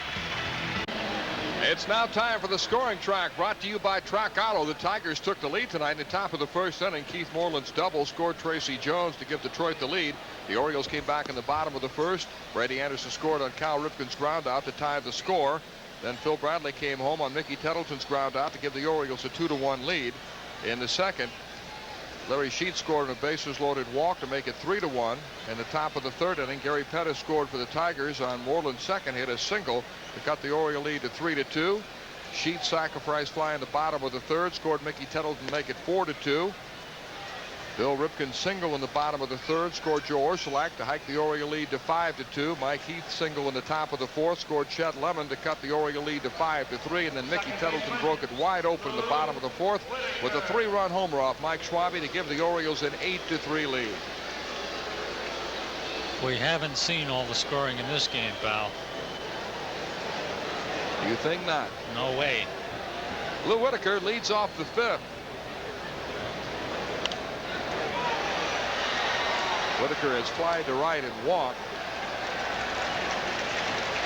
By the way, Mickey Tattleton's home run, his 20th of the season, was his 4th with 2 men on. He's driven in 4 runs tonight, has driven in 12 runs in the last 8 games. 1 ball, 1 strike to Whitaker. Tigers came back from a 5-1 deficit in the first game of the series to shellac the Orioles 16-5. They're behind tonight 8-3. Good off-speed pitch by Smith. It's like an entirely different pitcher on the mound. But you're right about the Tigers. Sparky is finally seeing some distinct signs of life from his oft-injured glove, and they're getting some big hits. Mike Smith could pick up a win tonight because Brian Holton worked only 3 innings, and he rings up Lou Whitaker. But with this kid throwing the way he is right now, it's going to be difficult to assume the Tigers notching number 3 or 4 from a first-place team in this series. Yeah, ball tailed a little bit, and he got the call from Al Clark.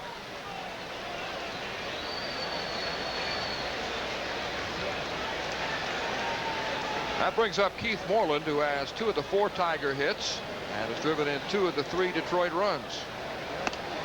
Ball 1. This guy is just wild enough to keep you loose. As he was warming up, Mike Smith threw one clear over the catcher's head to the backstop.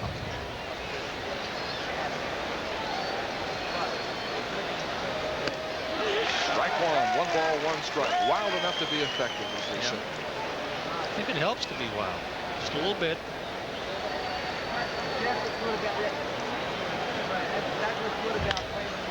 Moreland with a base hit to right. He's 3 for 3.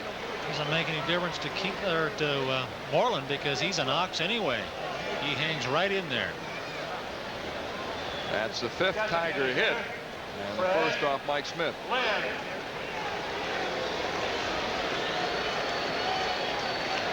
Smith came in the 4th inning with runners at first and second. Brumley laid down a sacrifice bunt to advance the runners to second and third. Then he got Pettis on a foul pop and Jones on a ground out to end the inning. Fred Lynn is 0 for 2.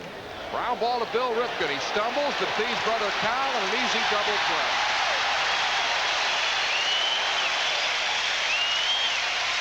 Four to 6-3 to end the inning.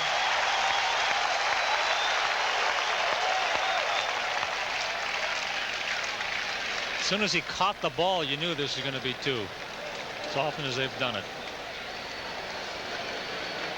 That ends the inning. The Orioles lead the Tigers 8-3, and let's go back to Tom Davis. Well, time again to check the Washington Post scores, and we'll bring you up to date on all the teams that are in the pennant race, especially in the American League East right now. The Milwaukee Brewers, as we take a look now at the scores, lead the New York Yankees 6-2. Game in the 6th inning. Jim Gantner came through with a 2-run single. B.J. Surhoff and Mike Felder have also driven in runs. Terry Francona with a solo home run, his 3rd this season. Brewers started 7.5 games back. The Yankees trailed by 5.5 at the start of tonight's play. The Red Sox are now trailing Toronto 3-2 in the 7th inning. Rob Murphy just wild pitched the tie-breaking run in to give the Blue Jays the lead. Pat Borders drove in a run with a single for Toronto, and Fred McGriff hit his 18th home run with a nobody on base. Jody Reed an RBI single, and Mike Greenwell drove in a run, or actually didn't drive in a run, but one scored on a double play ground ball. The Chicago White Sox lead Cleveland 2-1 in the 7th inning. Fred Manrique drove in a run with a single. Dan Pasqua hit a solo home run, his 7th this year. And Deion James, just acquired from the Atlanta Braves yesterday, delivered the Indians run with a double. Kansas City and Oakland a little bit later on. The Oakland A's have a 1.5 lead over the California Angels in the American League West. And Texas and California also a late start on the West Coast. Now in the National League, Montreal 2 up on the East, leading the Mets by 2. They're scoreless against the Braves in the 6th inning. The Mets are trailing Houston 1-0 in the 3rd. Glenn Davis, an RBI double. Philadelphia leads Cincinnati 1-0. That game now in the 7th inning. And Pittsburgh has beaten the Los Angeles Dodgers 4-2. Bobby Bonilla hit a 2-run homer, his 10th. Pirates have won 7 of their last 9 games. Mike Morgan took the loss, his 4th in a row. Jeff Hamilton homered for the Dodgers. That's a complete look at the Washington Post scores. Let's go back upstairs now to Mel Proctor and John Lowenstein. Oh, those O's are hot. That is right. They've scored in every inning tonight and lead the Tigers to the tune of 8-3.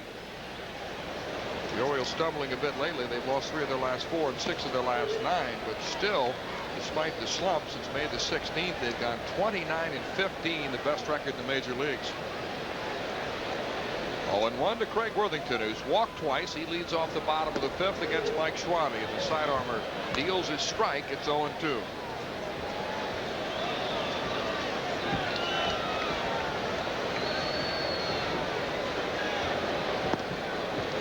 1-2 strikes. Schwabe faced the Orioles in Detroit on June the 1st. He came in relief after the Tigers starter was knocked out in the 1st inning and did a good job. He went 6 innings, allowed 2 runs, only 1 of them earned on 4 hits. And Worthington is drilled in the back. Schwabe threw close to several hitters the previous inning, and now he hits one. He came in tight on Orsulak, Traber, and Sheets in the 4th. But that's been the pattern, and of course he has to throw inside. That's how you get respect and move the hitters off the plate a bit. You don't get the guys who can hit the ball out of the park to get the good cuts if you can keep the ball in. Second Oriole batter that's been hit tonight, Doyle Alexander, hit Brady Anderson in the 1st inning. You have to expect to get tagged once in a while at the plate. It's part of the game. Bill Ripken bunts, and it's foul. A few bumps and bruises never hurt anyone. He should get hit in the kneecap. That hurts a bit. I thought it hit him in the back when I first saw it, but it looked like it just grazed his thigh right above the knee. Yeah.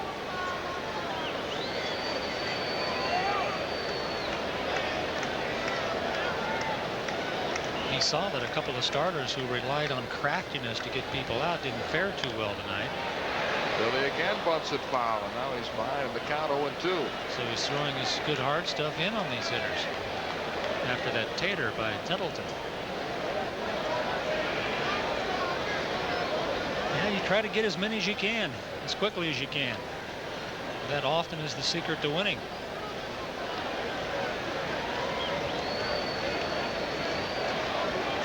Well, the Orioles also know the Tigers are capable of coming back. They did from a 5-1 deficit in the 1st game. That's right. They had an 8-run 8th inning in that game and won 16-5. 1-2.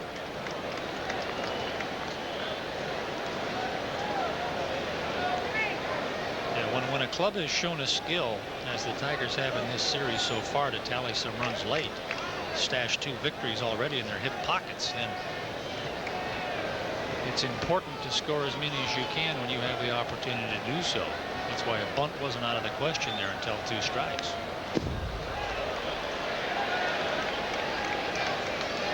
Billy laid down a sacrifice bunt in the 2nd. That led to a run, and he drove in a run with a single in the 3rd inning.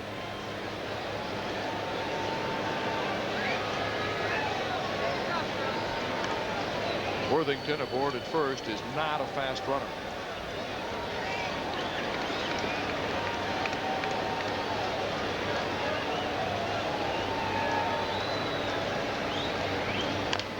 Little nubber back toward the mound. Schwabe will go to first. Worthington moves up to 2nd, so it's as good as a bunt.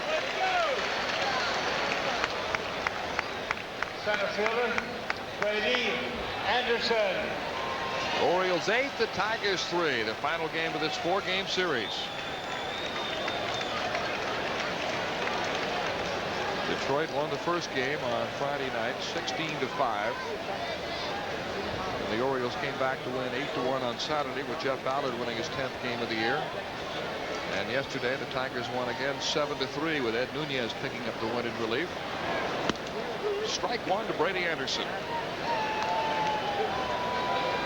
The starting pitching, though, is still somewhat of a puzzle. Brian Holton was ineffective tonight, left after 3 innings of work. Jay Tibbs got hurt last night. Dave Schmidt, Bob Malachy struggled in their last 2 starts. Strike 2. Well, you hope for mileage from your starting core of pitchers, and then you work from there. And when you can't get it from them, then you just have to deal with it until you can get it. The situation is not unique to the Baltimore Orioles.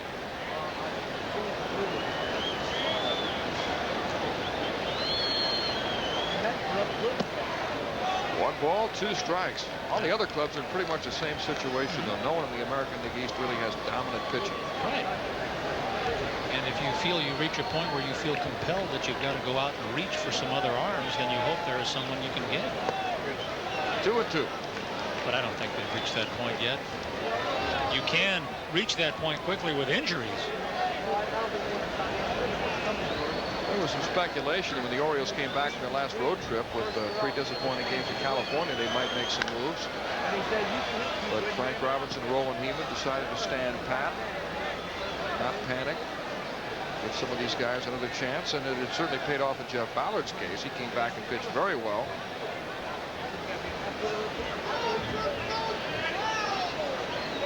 Well, teams 6-7 games out in front aren't prone to making hasty decisions. Off-speed pitch is high, and the count is full to Brady Anderson.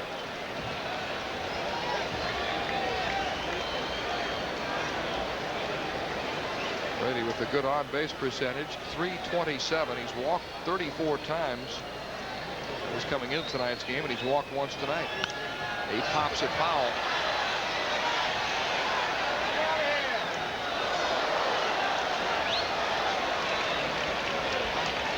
But if you like baseball, then you like this series, because time-wise, you've seen all that you want to see. The quickest game in this series was 2 hours and 46 minutes. That was Saturday. The opener went 3 hours and 31 minutes, then 2:46 Saturday, 3:39 yesterday, and we're working on another long one tonight. Yep, it's going to beat them all tonight. Queued up the third baseline, a tough chance for Moreland, and he can't make the play. An infield hit for Brady Anderson. Left fielder, Phil Bradley. Just what he needs to continue to snap him out of that funk that he's been in at the plate. And when he can hit that kind of a ball there accidentally and the speed he has, well, Keith's never going to get him from third. But they continue to put people on base. And when you do that, you continue to put the pressure on the hurler out there on the mound. You keep everybody on their toes in the infield. And that brings up a red-hot hitter in Phil Bradley, who's 2 for 2 with a walk tonight. He has 6 hits and 15 at-bats in this series. Ball 1. Phil walked with the bases loaded in the second, I think, to force in a run. He got credit for a run batted in, his 30th of the year, raising his average to 287 in the season. Yeah, there was a point just a week or 10 days ago where he had like 2 or 3 or 4 injuries at the same time, just nagging little things that don't make him an effective performer. He tried to check his swing, but Rick Reed said he went around, and it's 1-1. But he's come out of those little nagging injuries to begin to hit quite well again. He went around about as far as you can go, I think, at the plate. And that's why Rick Reed felt compelled to make that call. 2 balls, 1 strike.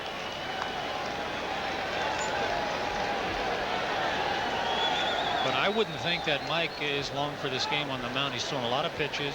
He's given up a few runs.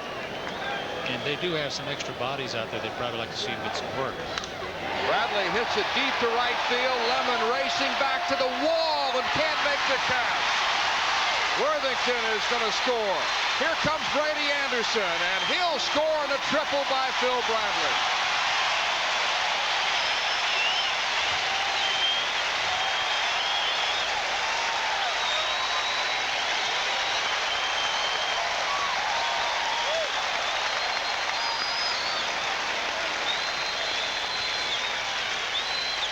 Phil Bradley with his 7th triple of the season drives in 2 as the Oriole lead climbs to 10-3. It was difficult to see how that play was going to develop because for a second I thought Brady was going to run up the back of Craig Worthington.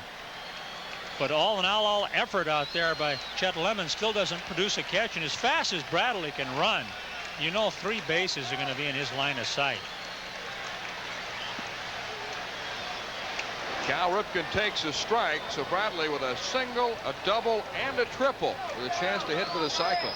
They say the triple is the most difficult part of it. Yep, and that tally on the scoreboard is beginning to look like a checking account number. 10 runs, 10 hits for the Orioles. Broken bat looper taken by Brumley. Now there are 2 outs.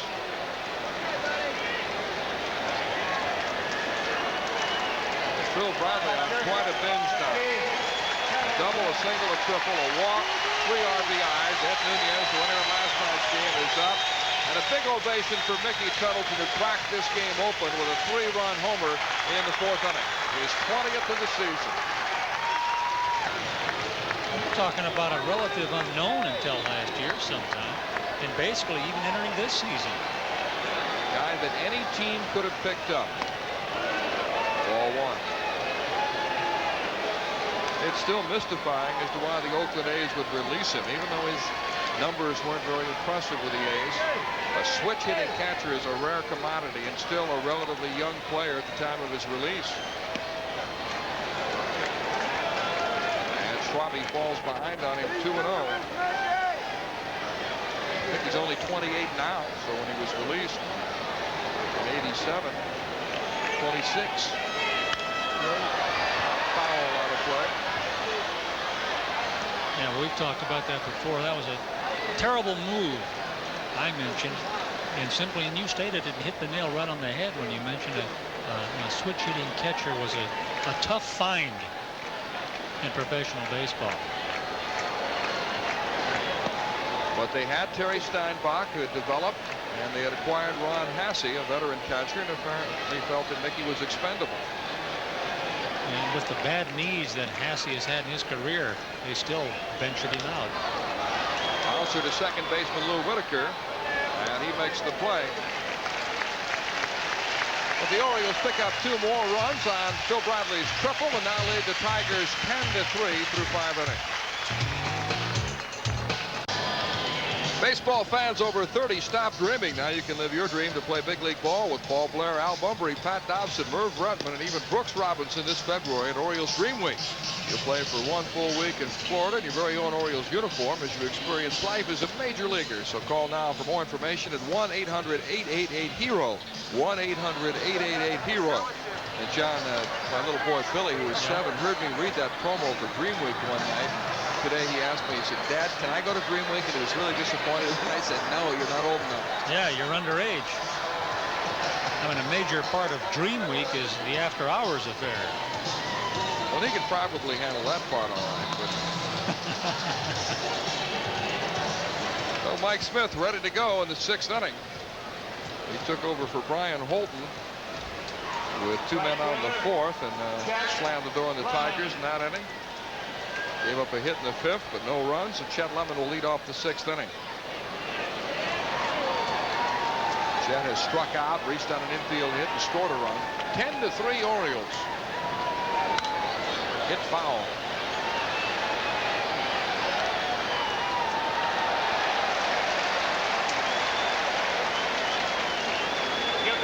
Victory by Smith tonight would be his first major league win, coming on the heels of an inauspicious beginning. That would be nice. But Lemon with a base hit to open the 6th inning. And Chet is 2 for 3. That's the second hit off Mike Smith and the 6th Tiger hit of the night. Berkman.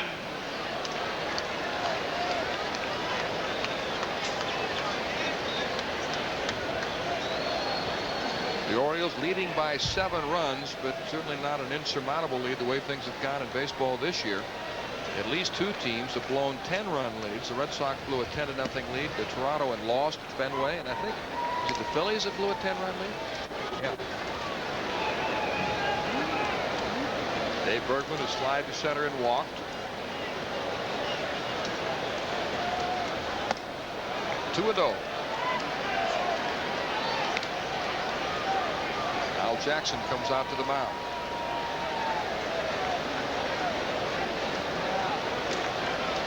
The first thing he's going to tell him is that you got a 7-run lead. And if you don't throw strikes, Frank Robinson's going to get mad. And then the next person you see out there will be Frank. With the hook.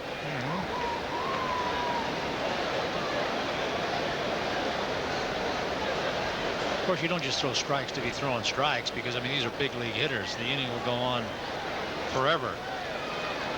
I think he could probably challenge the hitters a little more than he is. He throws hard.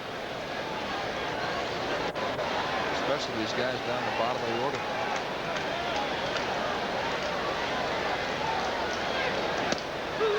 Strike one, 2-1. Got a good arm. Yeah, he does. He's got some velocity, more than he showed last night, when not too many of those pitches were reaching the catcher. 3-1.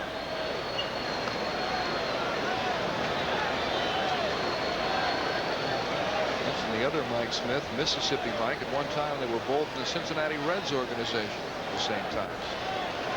Confusing. Chopper foul off first base, and the count is 3-2 to Dave Bergman.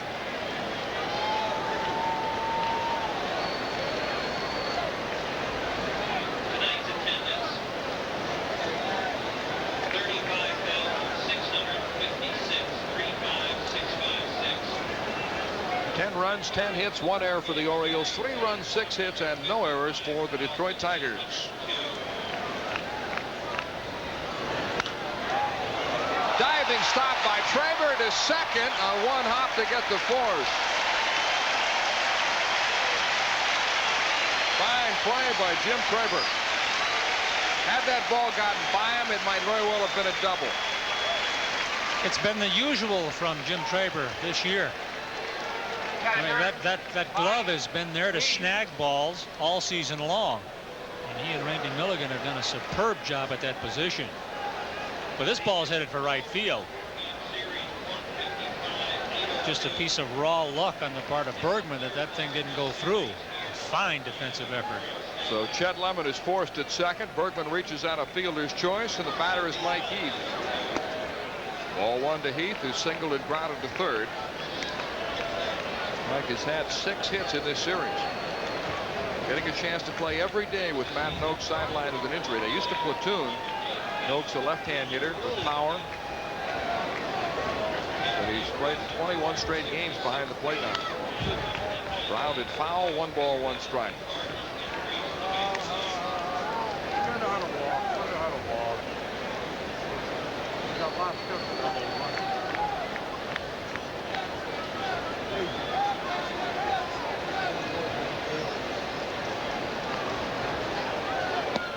Good off-speed pitch, 1-2. Yeah, he's a fellow of slight build on the mound, but it looks like he has an exceptional repertoire of pitches that he can throw. He just has to use all of them.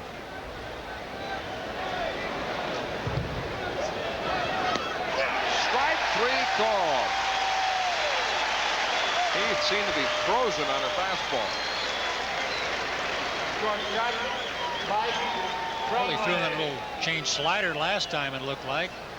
Maybe he was looking for something else along those lines. The attendance tonight, 35,656, bringing the Orioles total attendance to 1,208,370. Look at the difference compared to the same number of dates a year ago. Better than 266,000.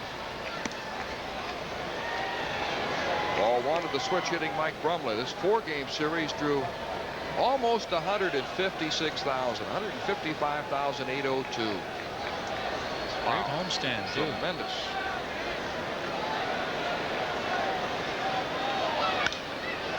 High, lazy fly ball into left center. Phil Bradley is in. And that does it for the Tigers. No runs, 1 hit, 1 man left. The end of 5.5. The Orioles lead the Tigers 10-3. And let's see what's happening elsewhere. Let's check in with Tom. Well, we're going to take a look at some Moosehead highlights sponsored by Moosehead Beer. The New York Yankees started play tonight 5.5 games back. Milwaukee 7.5. Boston trailing by 5.5. And right now on the scoreboard, Milwaukee leads the Yankees 7-2 in the 8th inning. And Boston is trailing Toronto 3-2 in the 7th. We're going to take a look at some of those Moosehead highlights now and begin with Milwaukee really busting the game wide open with the score tied at 2. Brewers come up with B.J. Surhoff. He'll hit a grounder between third and short here. It'll score Jim Gantner. The very next batter coming up is Mike Felder. Felder will deliver a drive down the right field line. It'll drop in for at least 2 bases. Rob Deere, the leading home run hitter in the American League, comes home to score. Surhoff moves down to third, 4-2, favor Milwaukee. Next batter up, Jim Gantner. Going to go to the opposite field. Left center. This will score B.J. Surhoff and Mike Felder to make it 6-2 and cap off a 5-run 6th inning. Since then, the Brewers have added 1 more run, and they lead it 7-2. Earlier in the game, Terry Francona hit a solo home run, his 3rd, and let's see, a couple of other guys that drove in runs early in the game. It turned out to be B.J. Surhoff. You saw that, but Greg Brock also drove in a run to give the Brewers a 2-0 lead. So 7-2 Milwaukee right now. Game in the 8th inning. And if the Yankees lose and the Orioles win, that means the Yankees will fall 6.5 games back in the American League's Eastern Division. That's a complete look at the Moosehead highlights. Let's go back upstairs now to Mel Proctor and John Lowenstein. All right, Tom, we got a couple of changes. Ed Nunez, the winning pitcher in yesterday's game, takes over for Mike Schwabe. Schwabe went 2 1/3 innings, was charged with 5 runs on 3 hits, walked none, struck out none, and hit a batter. So Doyle Alexander went 2 2/3. He gave up 5 runs. Schwabe allowed 5. And Nunez will face Rick Shoes now at third base. It'll be Orsolak, Traver, and Cheeks, 3 left-hand hitters coming up against Nunez. Well, Nunez threw well yesterday. I mean, he's kind of the gadabout-gaddis on the ball club. I'm probably not too certain how to use him. Probably someone who could also pitch in long relief, short relief, middle relief, even he has pitched well in the past as the closing pitcher. Strike 1 to Joe Orsolak, who singled twice and grounded to second. Rick Shue, by the way, will bat the number 4 spot in the order, replacing Keith Moreland. Moreland enjoying a perfect night, 3 for 3 with 2 RBIs. 1 ball and 1 strike.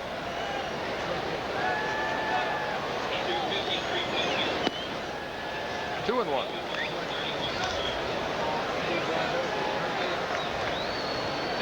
Ed Nunez, who was signed at the age of 15 by the Seattle Mariners, was with the Mets last year. 3 and 1. As far as I'm concerned, no, the game's not out of reach. You still have to continue plugging away, because we've already witnessed how explosive the Tigers can be now that they've begun their resurgence offensively. But the character of this ball club is to never give up. And that is, to me, the encouraging aspect of this entire season. To come back when people have begun to question their character and ability to play positively after they've suffered a little adversity. Orsolak draws a walk. I think a lot of that has to be attributed to the attitude that Frank Robinson instilled in this club from spring training on. That is, you know, there are no expectations on this club. We lost 107 games last year, so let's go out. Let's take 1 game at a time. Let's try to get better each time out. Let's not make mistakes and beat ourselves. Let's execute the fundamentals. And that's what they've done. And nobody aside from the fans, of course, really got caught up in the pennant fever yet.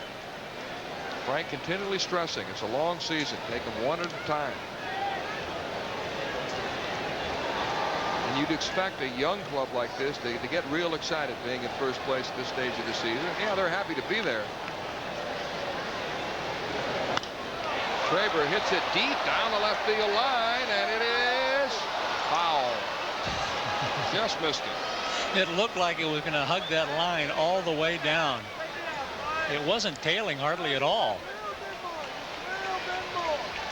Usually a ball hit down there from the left-handed hitter will slice a great deal. But it went way up in the air, and it almost stayed straight to the pole. Ball ball, 2-1 to Traber, who struck out, popped to third, and flied to center. Joe Orsulak at first. Bergman is playing behind him. He hits another one that way, but this one is way foul.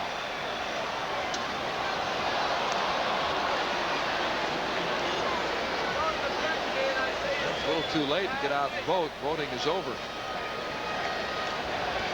Not much too late. Ballots are in. They'll be counted. And I understand on Wednesday the results will be released in All-Star voting.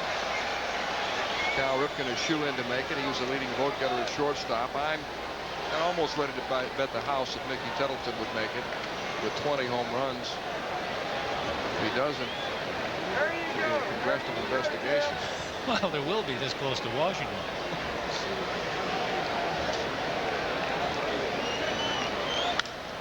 Traber drives it to left for a base hit. The only thing that really screws All-Star balloting up is that each club has to be represented, which is only right. But then because of that, maybe some of those who are deserving might not make it. That's why I've always thought that you should overbalance the All-Star squads. Maybe take 40, 45 people if you've got to get everybody in there that should make it. I don't think it's right that every club has to be represented. I think you should pick the best players. And you know, in the NBA, they don't go by that policy. If you don't have a good enough player, you don't have anybody on the team. Why should a guy make it just because he plays in Seattle or whoever happens to be in last place at that particular time? Certainly a worthwhile opinion. Larry Sheets grounds it foul up the first baseline. But Ripken will make it. Tattleton, I would think, would make it. Jeff Ballard has his shot after winning his 10th. After all, only one pitcher in the league has more wins than he does. That's Dave Stewart. And Jeff will be getting another start before the break. Sheets tried to check his swing, but went around on the pitch. And it's 0-2. And Greg Olson might be a candidate. 12 saves, 12 save opportunities. Well, it's gotten to the point where each league president wants to win the game. So I would assume that, you know, if you're Tony La Russa, you want to take the best available late men. He'll sit down with Bobby Brown and go over the extra men to add to the roster.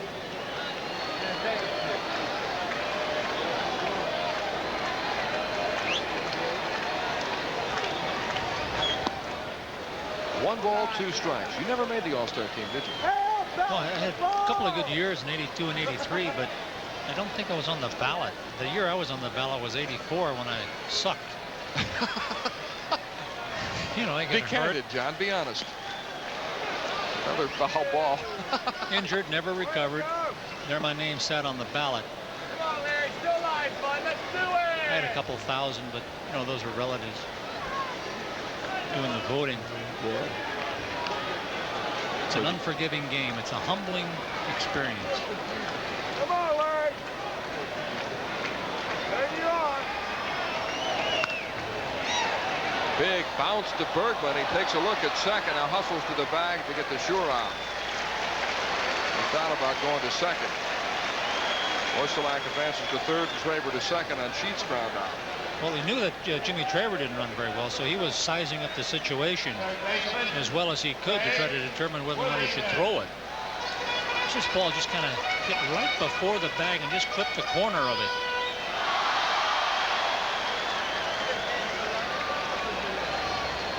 But still, in hitting the ball over the right side, you move a couple runners over. That's the beauty of pulling the ball. And Craig Worthington comes up with 2 men in scoring position. Pitch is bounced to the plate by Nunez. Good stop by Mike Heath. Well, that was a 50-footer right there.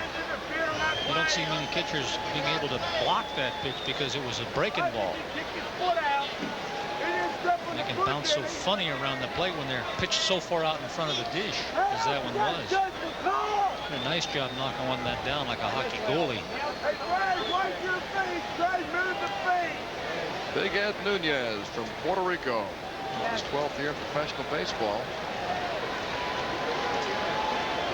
Worthington batting .325 with men in scoring position. Has 2 in that situation now. Good hook from Nunez, and it's 1-1. We're getting back to the All-Star situation.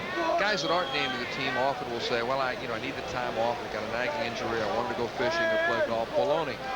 They'd all like to make it. Of course they would. You get 6 months off after the year. Who was it? Kent Herbeck a couple of years ago was left off and was very upset about it to the point where he said, well, if I'm named next year, I'm not going. Give that man a contract. But there's always someone who's left off that's probably deserving. Right. So put him on there anyway.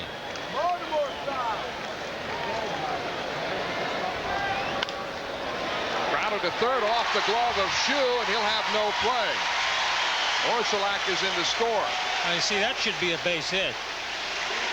It will be. Base hit for Worthington, so he produces again with men in scoring position. The only thing Shue could hope for is that that ball somehow ended up in the leather of the glove. I mean, he made a nice block of the ball just to have it hit the glove to begin with. The degree of difficulty on that play very, very high. Worthington with his 37th run batted in.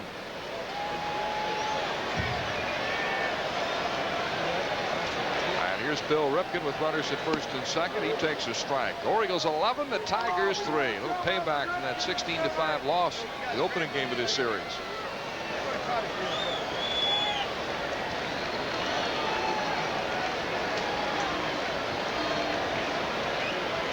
Breaking ball for a strike, 0-2. Big, strong guy out of the bullpen. You got a fastball and slider. You can pitch in the big leagues. Jim Traber at second base. Greg Worthington at first.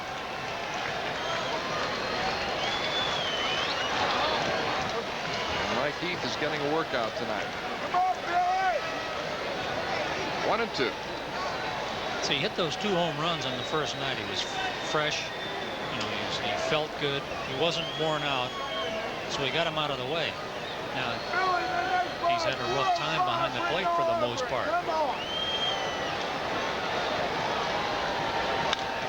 Hit hard, but right at the shortstop Brumley to Whitaker and on to first for the double play. But the Orioles pick up another run, and after 6 they lead the Tigers 11-3. This is the Home Team Sports Cable Network. Capital Cadillac's July 10th sale means first-rate deals on first-rate cars. Visit Capital Cadillac during the month of July for savings that could put you behind the wheel of an '89 Cadillac. Plus, Capital Cadillac backs your purchase with a capital commitment featuring free lifetime lubrication, oil and filter change with the purchase of your new Cadillac. Give them a call today.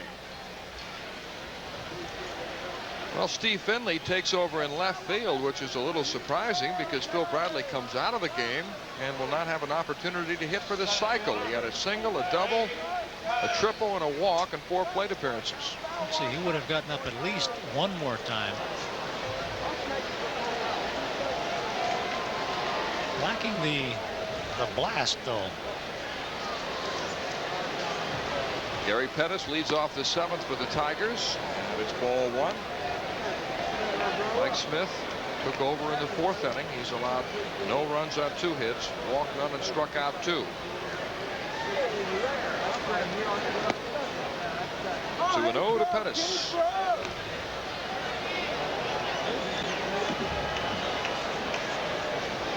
Pettis has spent most of his career with the California Angels, and they have a coach by the name of Jimmy Reese who's been around baseball almost 70 years. In fact, he once roomed with Babe Ruth, and he said, I have never seen a better outfielder defensively than Pettis in my entire career. It's quite a statement. Yeah, you would know.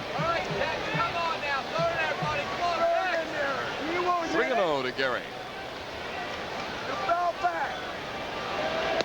Strike call, 3-1. Reggie Jackson, who played with him in the Angels, said he plays center field like Ozzie Smith plays shortstop, and I say that as a compliment to Ozzie. Foul tip, that it's 3-2. He could only hit, he'd be a superstar. He can do everything else. Great defensive player, could steal bases, He's never been much of a hitter. 210 last year, 208 the year before.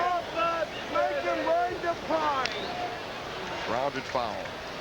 You mentioned Jimmy Reese, probably the handiest fellow in baseball with a fungo. I mean, he could use the fungo and use that and propel that ball out there like most people could throw it with their arms. That's how accurate he could be. He roomed with Babe Ruth. I'm surprised he's still around. The Babe wanted to burn the midnight oil. Pettis strikes out. Good fastball by Mike Smith as he rings up his third strikeout of the game.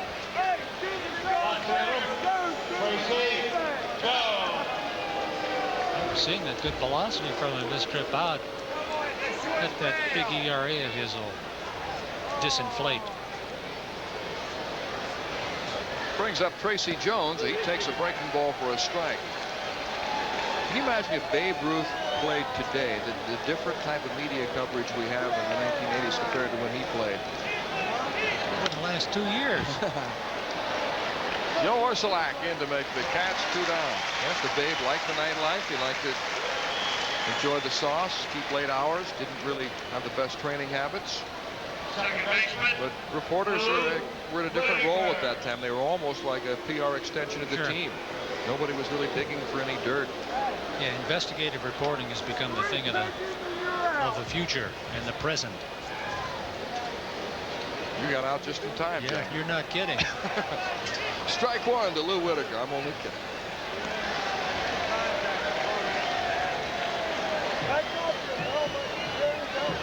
That may be part of the reason you don't see too many characters in the game anymore. Like the fact it's become more of a business, a lot of money involved. The guy plays his cards right in this game, make enough money to live the rest of his life. 1 ball, 1 strike. You have two, 3 good years. You're set. Mark Thurman throwing in the bullpen.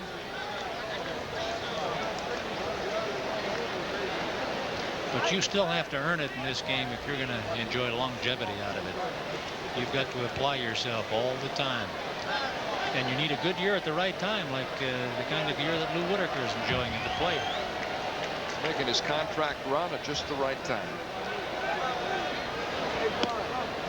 2-1 to Lou, who has flied to right, walked, struck out, 3 plate appearances.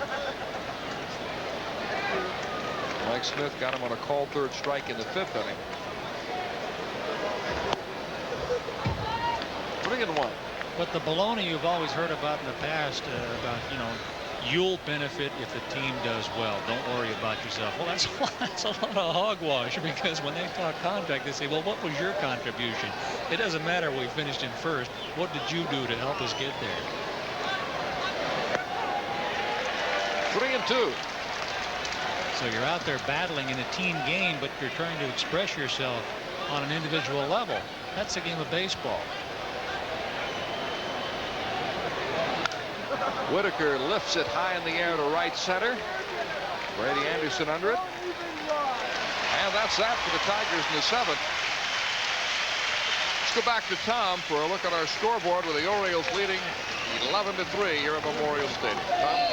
Well, Mel, the Milwaukee Brewers now with an 8-4 advantage over the New York Yankees. They're in the 9th inning as we get ready to take a look at the Washington Post baseball scoreboard.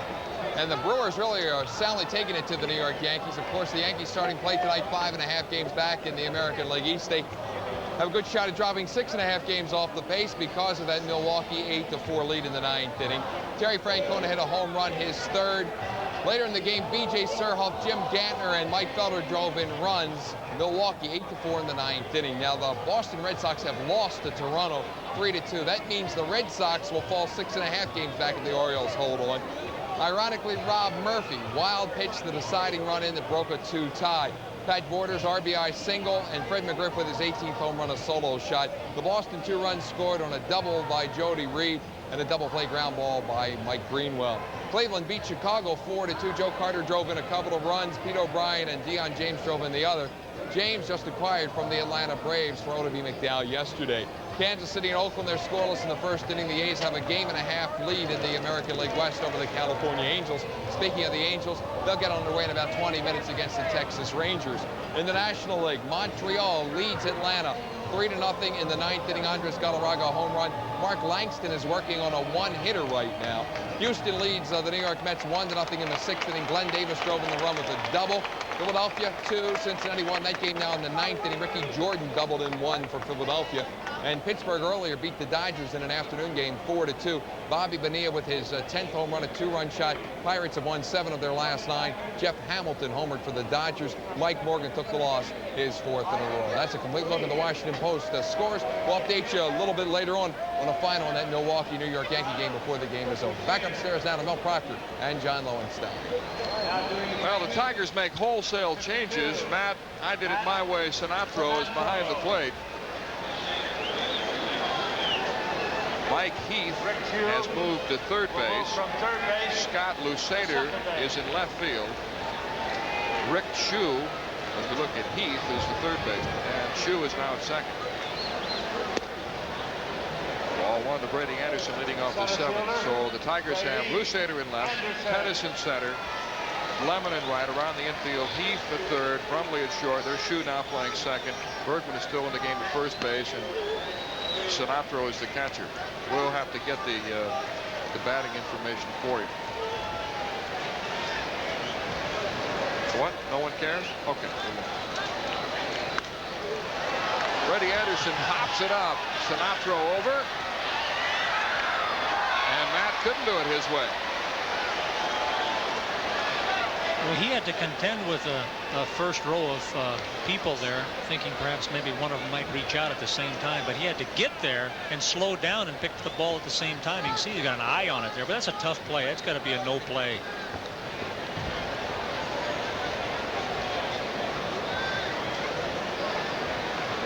New York, New York. See, all those people in the third and fourth rows were reaching for that ball. They thought it was going to come down near them, and it was on the field. Roller to the second baseman, Shue. And the Shue fits. One out.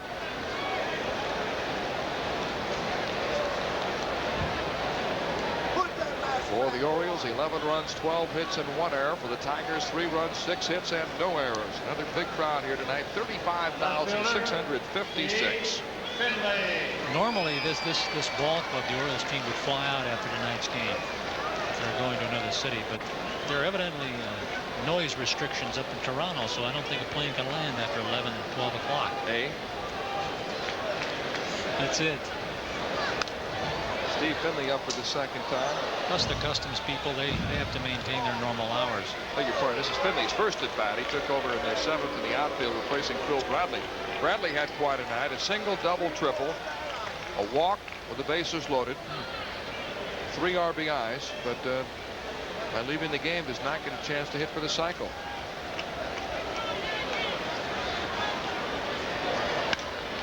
Well hit center field, but Pettis gets a good jump, and he's back to make the catch.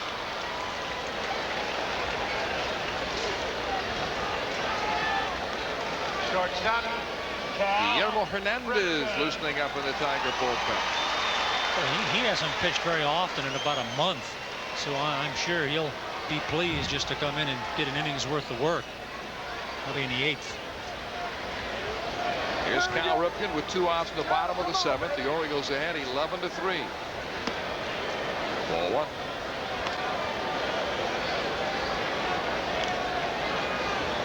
Talked about the Orioles starting pitching problems. The Tigers are even worse. They've got 2 of their best pitchers on the DL, Jack Morris and Jeff Robinson. Doyle Alexander, after a 3-0 start, is 1-7 on the verge of losing again tonight. Traded away 2 starters, Walt Terrell and Eric King. So they got problems in the pitching area. Well hit, left field. Back goes Lusader on the run and can't get it. A long double by Cal Ripken.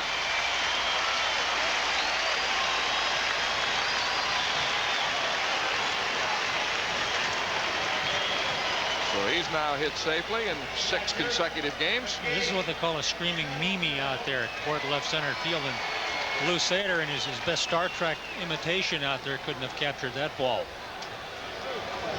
But another ball rattling up there around the fence line. Come on, Mickey!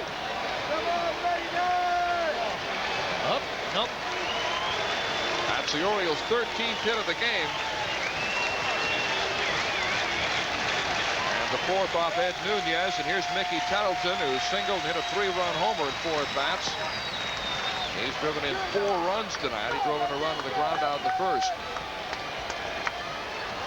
Now with 20 home runs. Absolutely incredible. And Nunez falls behind 2-0. So if Nick gets his pitch here, he'll be cranky.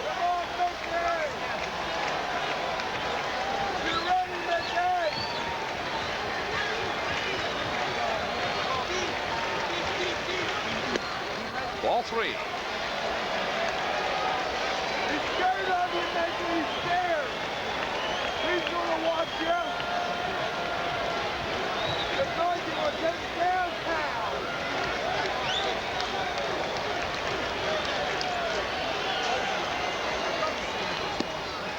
Strike call, 3-1.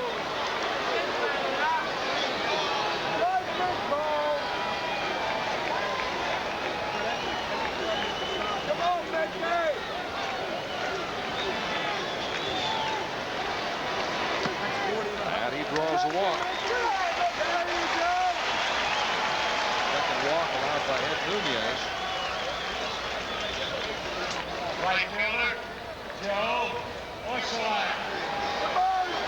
Well, the Orioles have scored in every inning tonight. They haven't scored in this inning so far. If you're wondering, the American League record for a 9-inning game for most innings scored in is 8. It was last accomplished by the White Sox against the Red Sox in 1949.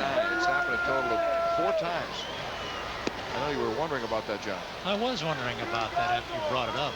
That's the American League record. The Major League record is 9. That was set in the National League, and that's only happened twice in modern times since 1900.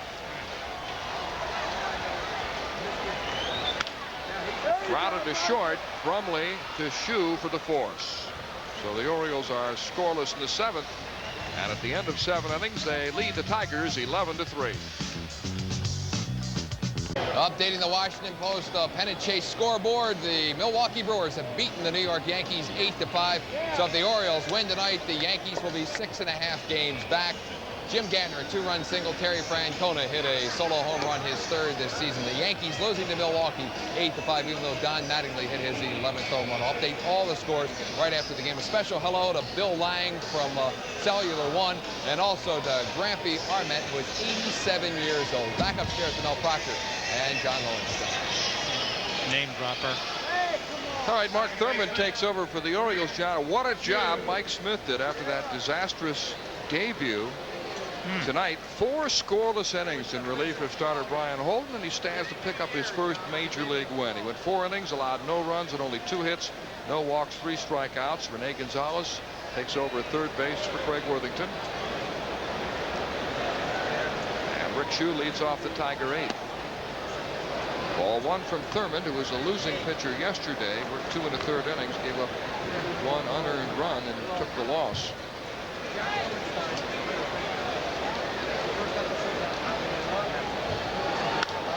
Shue hits it deep to left center field. Brady Anderson racing back, and it's gone.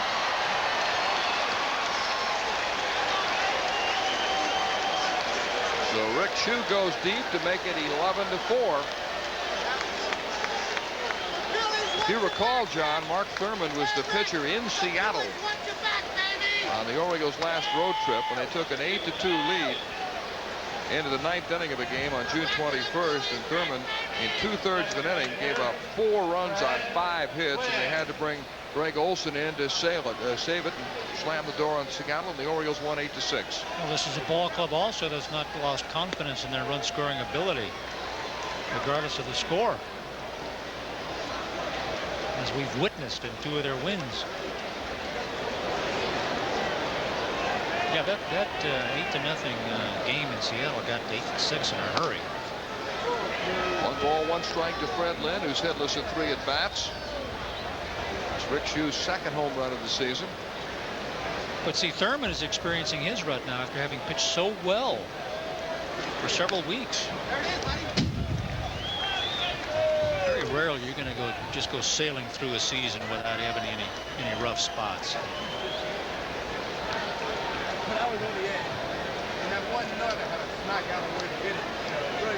Tigers now have 7 hits, 4 runs on 7 hits. The Orioles with 11 on 13 hits. Foul ball. Lynn, as the Tigers DH, has hit .333. He's hitting .235 overall, but the Tigers designated hitters have been the best in the American League. Nothing at DH. He could stay healthy. All of his injuries come from running into fences and walls. Grounded on the right side. Nice pickup by Bill Ripken, and he throws him out. 1 down.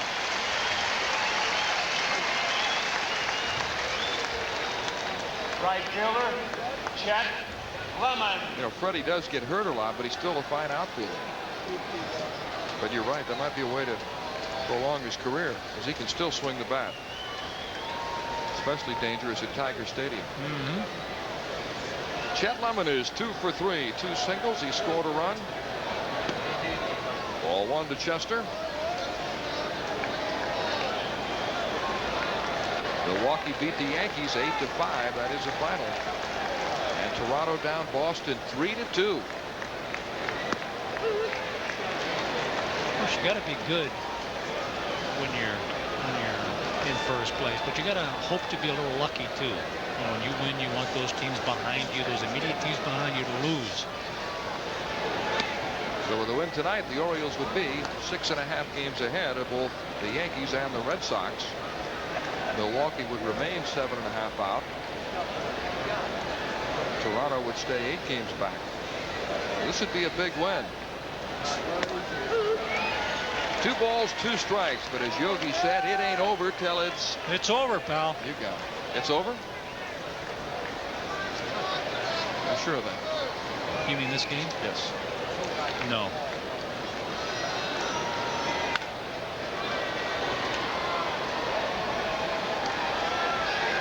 Or as Wade Boggs once said, never say never.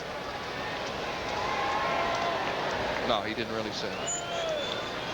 He may have,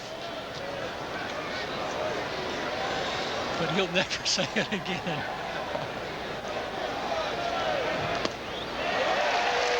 Jeff Lemon strikes out.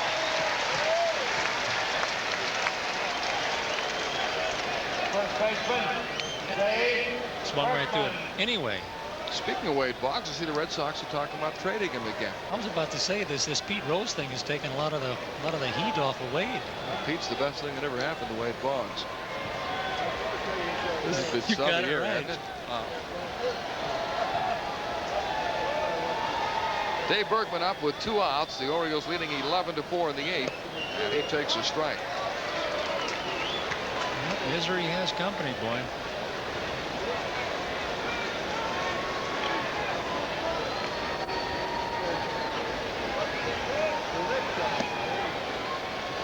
One ball, 1 strike. I see where Pete Rose Jr. left the Orioles farm club at Erie, Pennsylvania briefly because of the pressure he was experiencing due to his father's situation. I think he's back with the club now. Good. That's got to be a tough thing on a kid, though.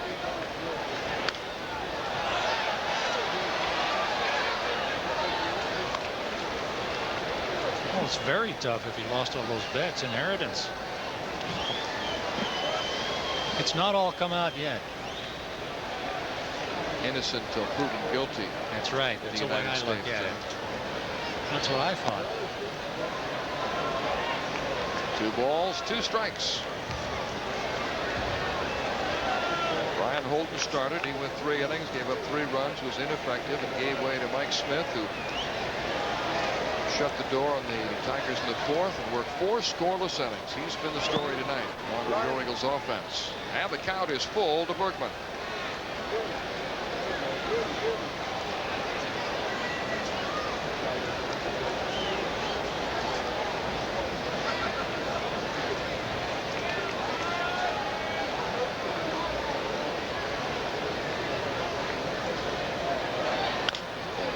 chopper. Traber lost it in the lights momentarily, and a bit of indecision, but makes the throw to the pitcher in time. Ball got up in the lights, and he had a tough time seeing it. The Tigers pick up a run on a leadoff homer by Rick Shue, and they go to the bottom of the 8th with the Orioles leading 11-4.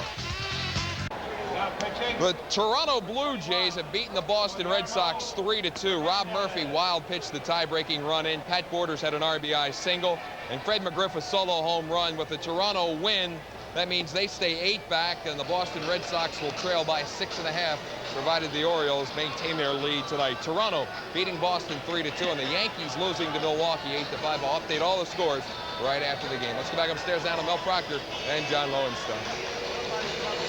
All right, we get a pitching change as Guillermo Hernandez takes over in the bottom of the 8th inning. It's been quite a while since he's pitched, so Sparky's going to give him an inning or two of work. An inning will work, most likely. He needs more than just 3 or 4 appearances a month, especially if he's going to be used as a closer for this ball club. But 12 saves, so he's going to be used anytime he's needed in a clutch situation by Sparky. But you call him Guillermo, I call him Guillermo. Sparky calls him Willie, and Willie says, hey, Sparky can call me whatever he wants to call me. And he's called me more than just Willie. But he's had some outstanding years in his career. But his value is more to a ball club with a contending team than anything else.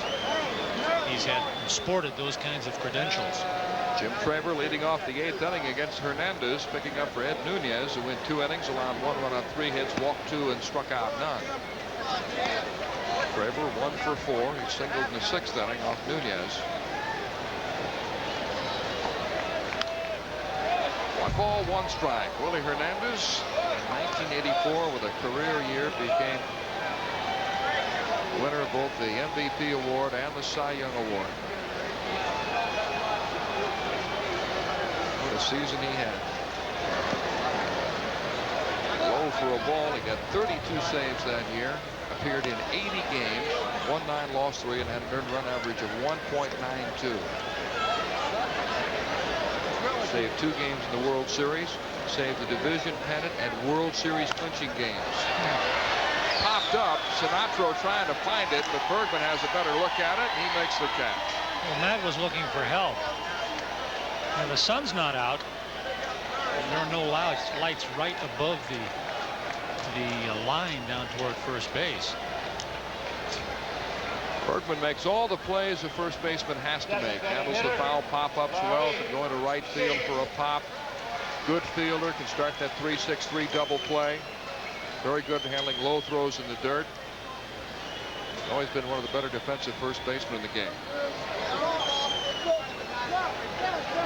And here's Larry Sheets with 1 out at the bottom of the 8th. Very good. Ball 1. Larry has never had a hit off Hernandez. He's 0 for 5 lifetime against him. You can see why by those last 2 tosses right there from the side. 1 ball, 1 strike.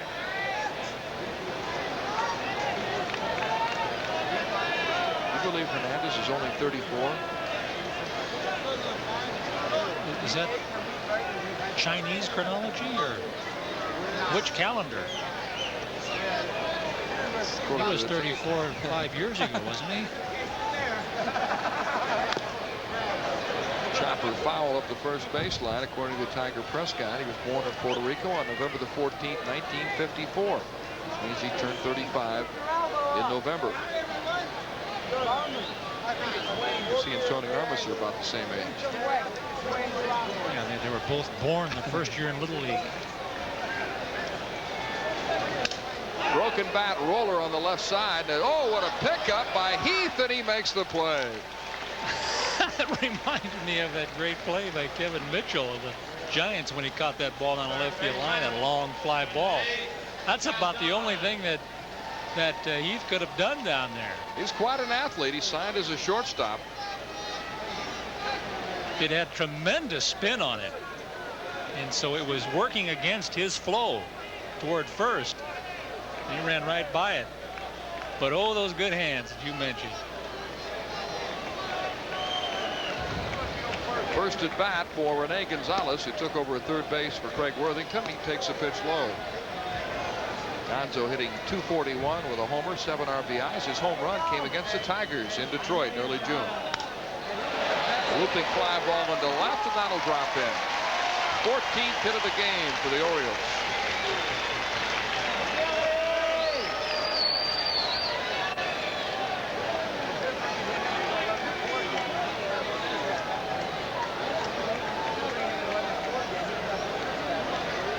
Second baseman, Bill Ripken. Bill Ripken comes up. He is 1 for 3 tonight with a run batted in. He's also laid down a sacrifice bunt, contributing to a run. The Orioles have scored in every inning but the 7th, and they have not scored so far here in the 8th. If Willie's only 34, then he can pitch for probably several more years. Which would make him 35.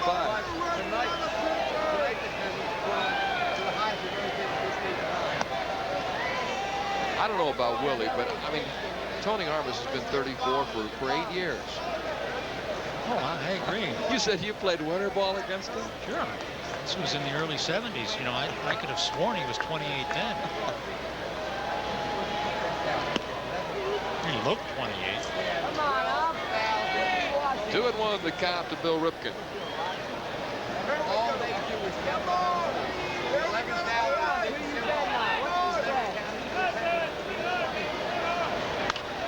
Hit foul down the right field line. They say iguana tastes like chicken, but you know, it obviously has an aging effect. That's visible to the naked eye.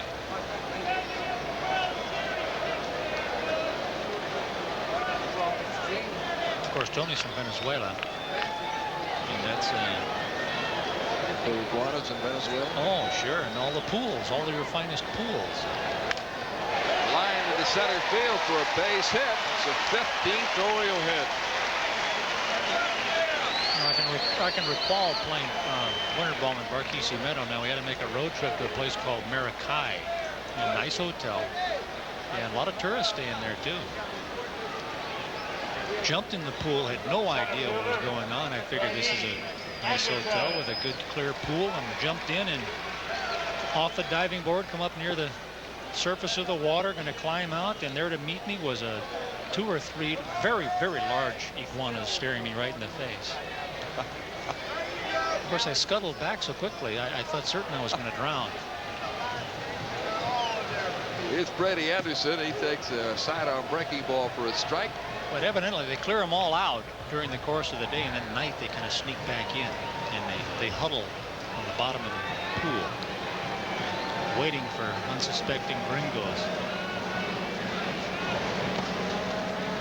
1 ball, 1 strike. Never chased a golf ball in the rough playing in Venezuela ever, because of the snakes and whatnot.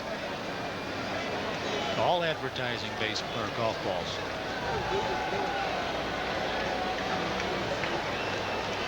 But Tony grew up there all his life, obviously.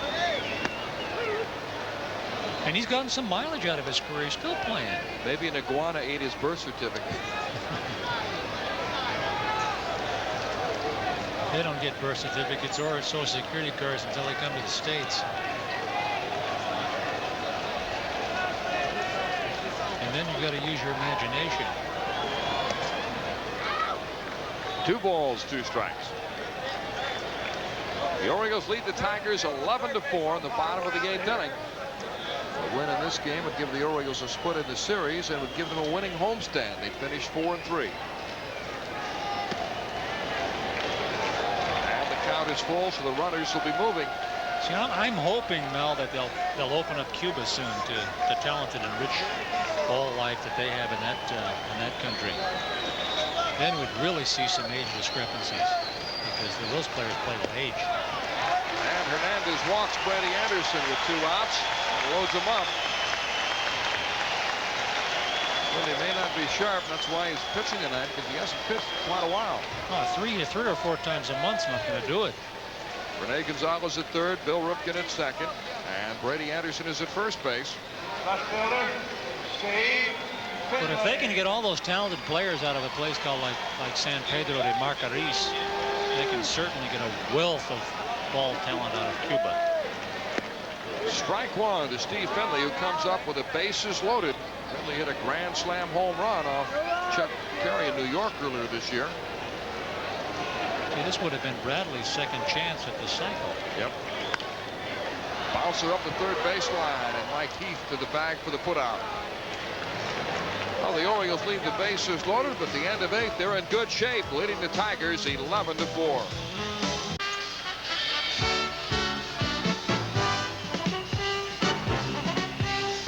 Welcome back to Memorial Stadium in Baltimore, where the Orioles have pounded out a season-high 15 hits and lead the Detroit Tigers 11-4 as we go to the top of the 9th inning.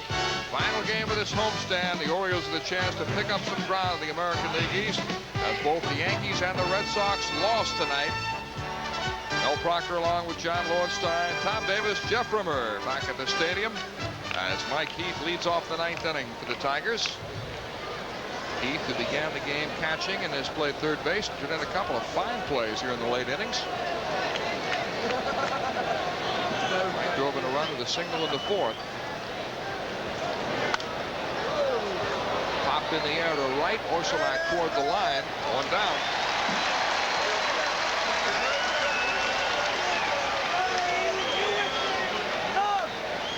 Said before, John, the Orioles, one of the keys to their success, their ability to come back, certainly, and to avoid the long losing streaks. The longest losing streak has been 5. And because there doesn't seem to be any real dominant teams in terms of pitching in the American League East, no one has really run off a real long win streak. The Orioles, in fact, are tied for the longest win streak in the American League. They won 8 at one point. But you don't have any of those 35-5 runs like the Tigers got off to open the '84 season. Well, that kind of a run varies every single club. Brumley pops it in the air to shallow left, and Cal Ripken takes care of it. 2 outs in the 9th inning.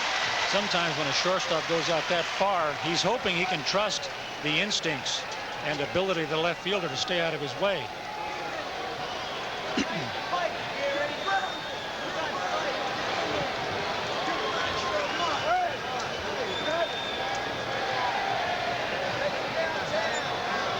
Here's Gary Pettis with 2 down in the 9th.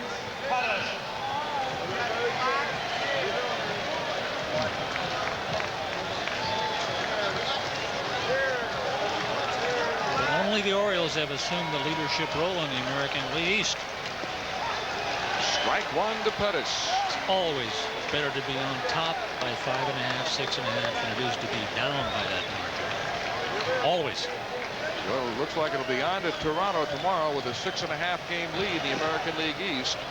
1 ball, 1 strike to Gary Pettis. 3 games in Toronto, Tuesday, Wednesday, and Thursday. We'll televise Wednesday night's game from the Sky Dome at 7:30 here on Home Team Sports. Then the Orioles go to Milwaukee Friday, Saturday, and Sunday. We'll televise the game Sunday afternoon at 2:30 here on HDS. Then the All-Star break, and the Orioles resume play on Thursday the 13th at home against California. Hit by Pettis. You know why you'd never jump to conclusions, because this particular sport is not played once a week like football. It's played every single day. There's a lot of room for error, but it leaves a lot of room for accomplishment.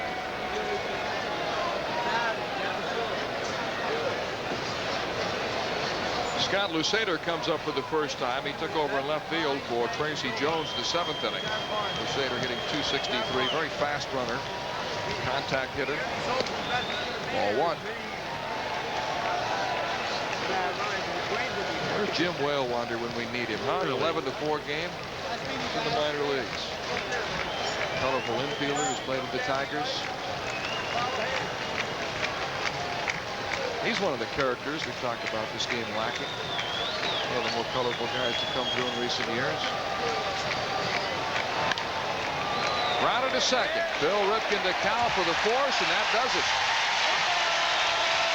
So the Orioles wrap up this homestand on a winning note, finishing 4-3 on the homestand, and with both the Yankees and the Red Sox losing, the Orioles are now 6.5 games ahead in the American League East. The totals tonight for the Orioles: 11 runs, a season high 15 hits, 1 error, and 13 men left. For the Tigers, 4 runs, 8 hits, no errors, and 8 left. Mike Smith picks up his first major league win. In relief, he's now 1-0. Doyle Alexander's slide continues as his record drops to 4 wins and 8 losses. Final score: the Orioles 11, the Tigers 4. And when we return, Jeff Brenner will have the Home Team Sports WBAL player profile. The Orioles and Tigers split a 4-game series. Detroit won Friday night 16-5. The Orioles won Saturday's game 8-1. The Tigers yesterday victorious 7-3. But tonight the Orioles with a season high 15 hits pounded the Tigers 11-4. There were a lot of stories tonight. Phil Bradley had 3 hits and 3 runs batted in. Mickey Tattleton hit his 20th home run of the year, a 3-run shot in the 4th inning to break the game open. But perhaps the biggest story was young Mike Smith, who was hammered in his Oriole debut on Friday night. But he came back tonight, relieving an ineffective starter, Brian Holden. He went 4 scoreless innings of shutout relief to pick up his first major league win. Quite a performance tonight, John, by Mike Smith. Feel a little better about this? And Holton couldn't handle prosperity, so that allowed a young kid to come on the scene like Mike Smith. And for the benefit of the doubt, he was out there doing his tool work on the mound this evening. Smith went 4 innings, allowed no runs and only 2 hits. And now let's go to Jeff Brenner, who's standing by with Mike Smith for the HTS WBAL player profile. 4 scoreless innings for Mike Smith here at Memorial Stadium tonight. Mike, you feel a little bit better about this one than the one Friday night? Feel a lot better. I mean, I went out there, threw strikes, and like I said, if you pitch ahead, then you can get batters out, and that's what I did tonight.